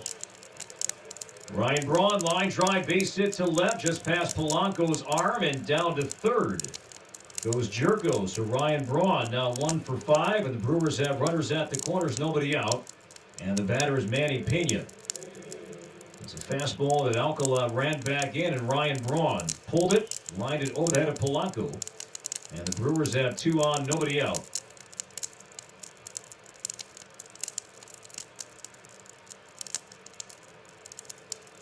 And the Twins now shift on Pena, bring 3 over on the left side of second. As Garver holds Braun on at first. Righty to righty, and Alcala's pitch is popped up. Shallow right center field. Vargas going out into shallow right center, calling and catching, and there's one. Well, you could see with Pena's swing, Danny, he was trying to knock the ball the opposite way with all that space there and popped it out to shallow right center. Vargas the play, and there's one. And now the batter's Arcia. Yeah, there's too much getting underneath this and altering your swing to hit a pop-up when all you need to do is hit the ball on the ground. There was nobody on the right side of the diamond, so it is strange that they won't hit the ball on the ground the other way, and they just allow easy pop-up outs like that. Well, Arcia was in the spot as a hitter in the 10th inning with Pena to go-ahead run at second base. He did not bunt. He swung and popped out to right. Infield stays in, no overshift. 2 on the right, 2 on the left as Alcala now steps off and steers Ryan Braun back to first base. So Jerko, the go-ahead run at third, Braun at first. They're not holding Braun on at first base. And Braun was kind of dancing off like he was going to steal the bag. Runners stay, and the pitch is a fastball that missed inside at 97, ball 1. Byron Buxton will be the runner at second base in the bottom half of this 12th inning. What's interesting here is that, so Urias is on deck, but then the pitcher spot is due up after that. David Phelps is in the hole right now, and the Brewers, I'm sorry, we'll fix that. Braun runs, a swing and a miss as Braun takes second. It's now a 1-1 count, and that takes away the double play. All right, so now we're catching up on all the moves here, and they took Keston Hira out. So Brock Holt is due up third. And the hole right now is Holt, trying to follow all this. I had him in the 9 spot.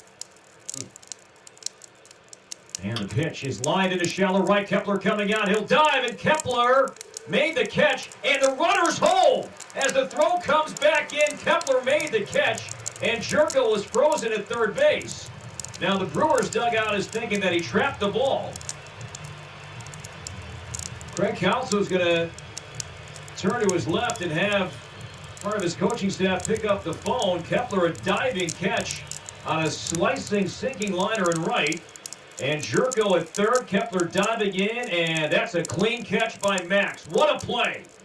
So 2 down, no challenge. Second and third, 2 away in a 3-3 game. And now Urias. Talk about a bad base running right there. Boy, Jerko. For some reason, he came halfway down the line. I mean, why not stay there? Kepler diving. He's going to have to pop up to his feet Right. and make that throw back in. So Twins catch a break, but now Alcala needs one more, Danny, 2 down. Second and third in a 3-3 game, and here's the pitch. Fastball high at 98, ball 1. So Holt is on deck. So forget Phelps. Holt is on deck right now. And Milwaukee's bullpen is quiet. Looks like Phelps will come back out and pitch the bottom half of the inning anyway. Alcala 21 pitches, 2 down, second and third in the 12th inning. And a 1-0 pitch is high again, ball 2. Going back to, Jerko at third base. If he stays at the bag like he's going to tag up and Max doesn't catch it, he takes off. And like you said, Max still has to get up, get his momentum going again, and be able to make a throw to the plate. Jerko doesn't run all that well, but you don't come down halfway. Alcala behind Urias, who's been a hot bat lately. And the 2-0 pitch, and that's a strike. Took something off that slider at 87, belt high. And now a 2-1 count.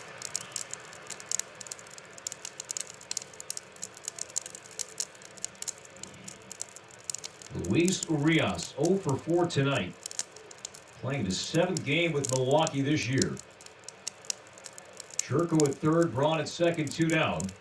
And the 2-1 pitch is high at 98, ball 3. Holt on deck.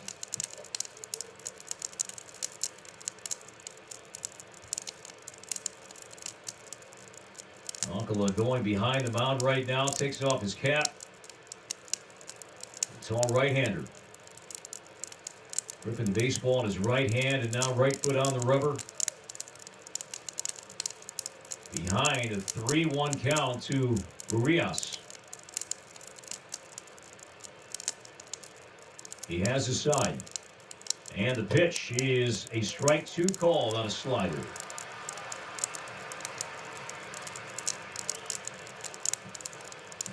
So Buxton will be the runner at second base in the bottom half of the inning. And Avila will lead off. Alcala needs 1 more strike to strand 2 in scoring position. 3-3, 12th inning, second and third, 2 outs, facing Urias. And the 3-2 pitch, he got him, strike 3 on a breaking ball. He chased ball 4 down and away. Alcala does it again. The Brewers lead 2, and the Twins have a chance to win it in the 12th when we come back. And now Byron Buxton is the winning run at second base. Alex Avila is the batter. And indeed, David Phelps back out for Milwaukee on the mound. Avila with 20 career sac bunts. He had 1. His most recent one came in 2017 with the Cubs. Third baseman, he's not even in. Holt is way back. Way back. Way back at third. So elite speed. The winning run at second base at Byron. Avila doesn't show bunt and takes inside, ball 1. Kepler on deck.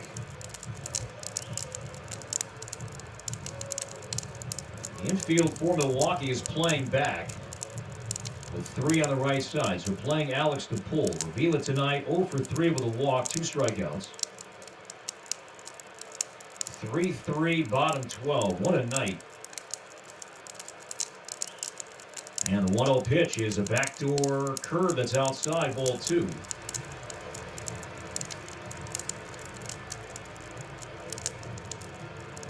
Alex Avila in his career with 6 walk-off hits. That includes plate appearances.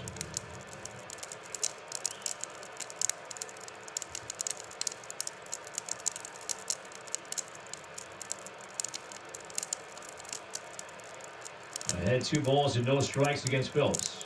And now Phelps steps off and spins back to stare back at Byron Buxton. Avila had a walk-off single in 2017. That came against Toronto. With the Tigers.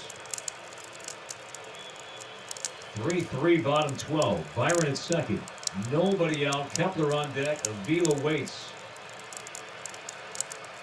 And now the pitch, a swing to ground ball, pulled foul down the first base line.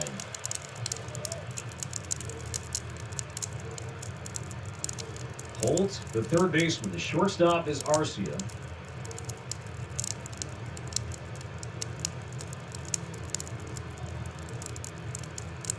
Urias is the second baseman. And Jerko is at first. Arcia, Urias, and Jerko, 3 on the right side. 2 balls and 1 strike on the veteran Alex Avila.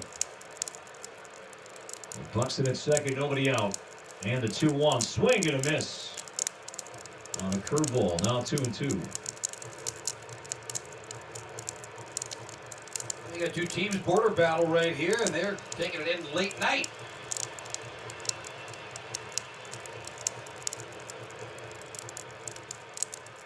Avila did not show bunt.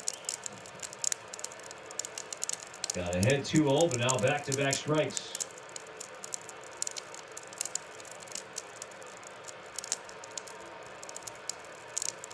put the ball in play and get Buxton to third. Righty to lefty, and a 2-2 pitch. A weak ground ball, tap first base line. This will play just fine. It's played by Jerko, tags out Avila halfway up the line, but that moves Buxton now to third with 1 out. So played like a bunt, and now it's up to Kepler to end it.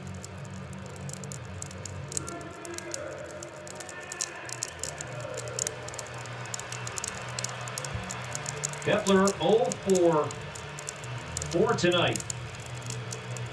0 for 3, excuse me, 2 walks, 2 stolen bases. Think about Kepler, extra innings. He had the walk-off against the Red Sox, that 17-inning game last year. He saved it with the catch out there in right field. Sure Might did. as well win it right here. Great play. Infield in. 3 on the right side. Buxton at third, the winning run. 1 out, 12th inning. And the pitch is high on a cutter at 89, ball 1. And Kepler made a diving catch on Arcia's sinking line drive, and Jerko did not tag from third base. And the next batter, Alcala struck out Urias. 3-3, Buxton at third, 1 out, and the 1-0 pitch is a breaking ball. Strike called, outside corner on Max.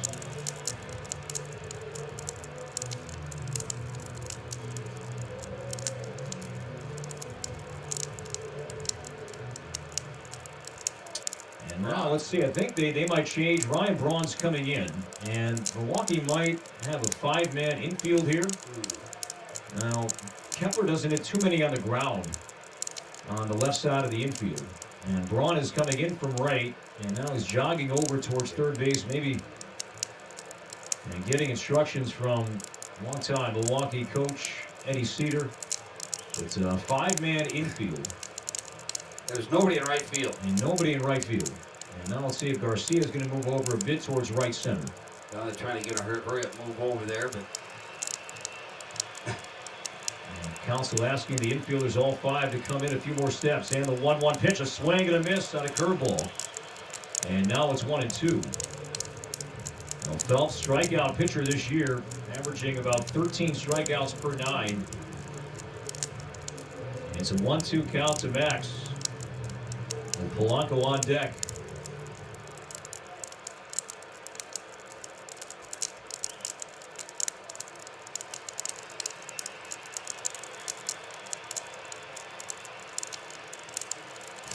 Three, bottom 12. Byron at third, a 1-2 count. And the pitch is inside, nearly grazed Kepler's arm at 94.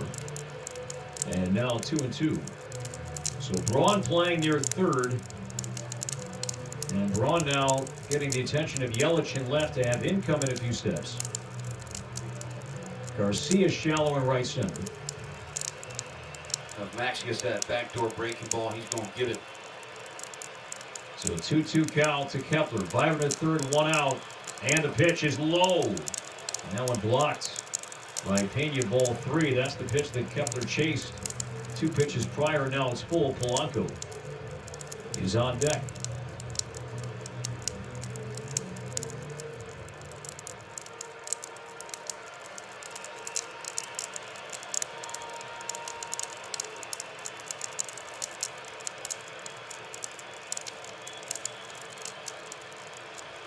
So full count to Kepler.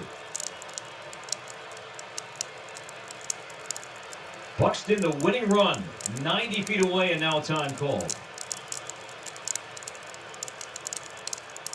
Phelps has been getting a ton of ground ball outs this year when the ball's been put in play. Does he even challenge Max here?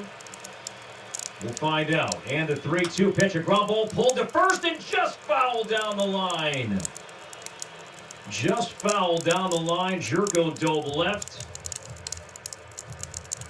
And just pulled it foul.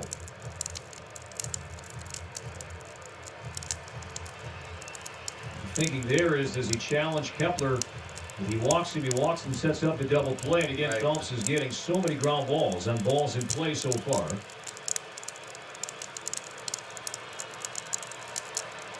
That was the breaking ball that he was looking for, but it was more down Again, the 3-2 hit him at 95. Kepler takes his base painfully, a sinker. So Kepler will take first, and that does set up the double play. And now Braun looking inside the dugout, asking the Milwaukee dugout, does he stay put or does he go back to right? And it looks like Milwaukee right now is going to stick with the 5-man infield for now, as pitching coach Chris Hook is going to go out and chat with Phelps about this Polanco at bat. Max kind of stared back at Phelps after he got hit there. Well, he threw behind him, and he just didn't want to pitch to him anymore. Let's put him on, get the ground ball double play. That'll be duly noted. So Polanco with a chance now. Polanco with a single, a walk, and RBI. He is 1 for 4 tonight. Yeah, this could be that, reminder that, hey, keep an eye on the bunt play. Twins have all of a sudden become a squeeze squad here. And another squeeze tonight. Had one over the weekend against the Royals. And Polanco, in fact, he got the safety squeezed out the other day here against Kansas City. And with the safety squeeze, the runner at third doesn't have to break for home. He can wait for the ball to be actually put into play and then make a decision. But it's a 5-man infield. Brewers stay with his look. First and third, 1 out, 3-3, bottom 12. Polanco the hitter. And here's the pitch. It's a breaking ball strike on the outside corner, 0-1. So on any ground ball, it's going to be tough to get the out at second base. So then you come home, one would think, Danny, with the way the Brewers are defending up the middle right now, the out at second, unless the runner races there. The play's at the plate. At the plate, because Byron's probably coming home on contact. Yep. And the 0-1, a weak ground ball to the right side. It gets past the mound. Byron coming home to throw the slide. He's safe. Twins win. Twins win. The Minnesota Twins win it. Polanco got it down. A weakly hit ground ball. And you bet Byron was coming home. And that world-class speed comes into play. Head first slide. And the Twins win in 12, 4-3 on a night to remember at Target Field.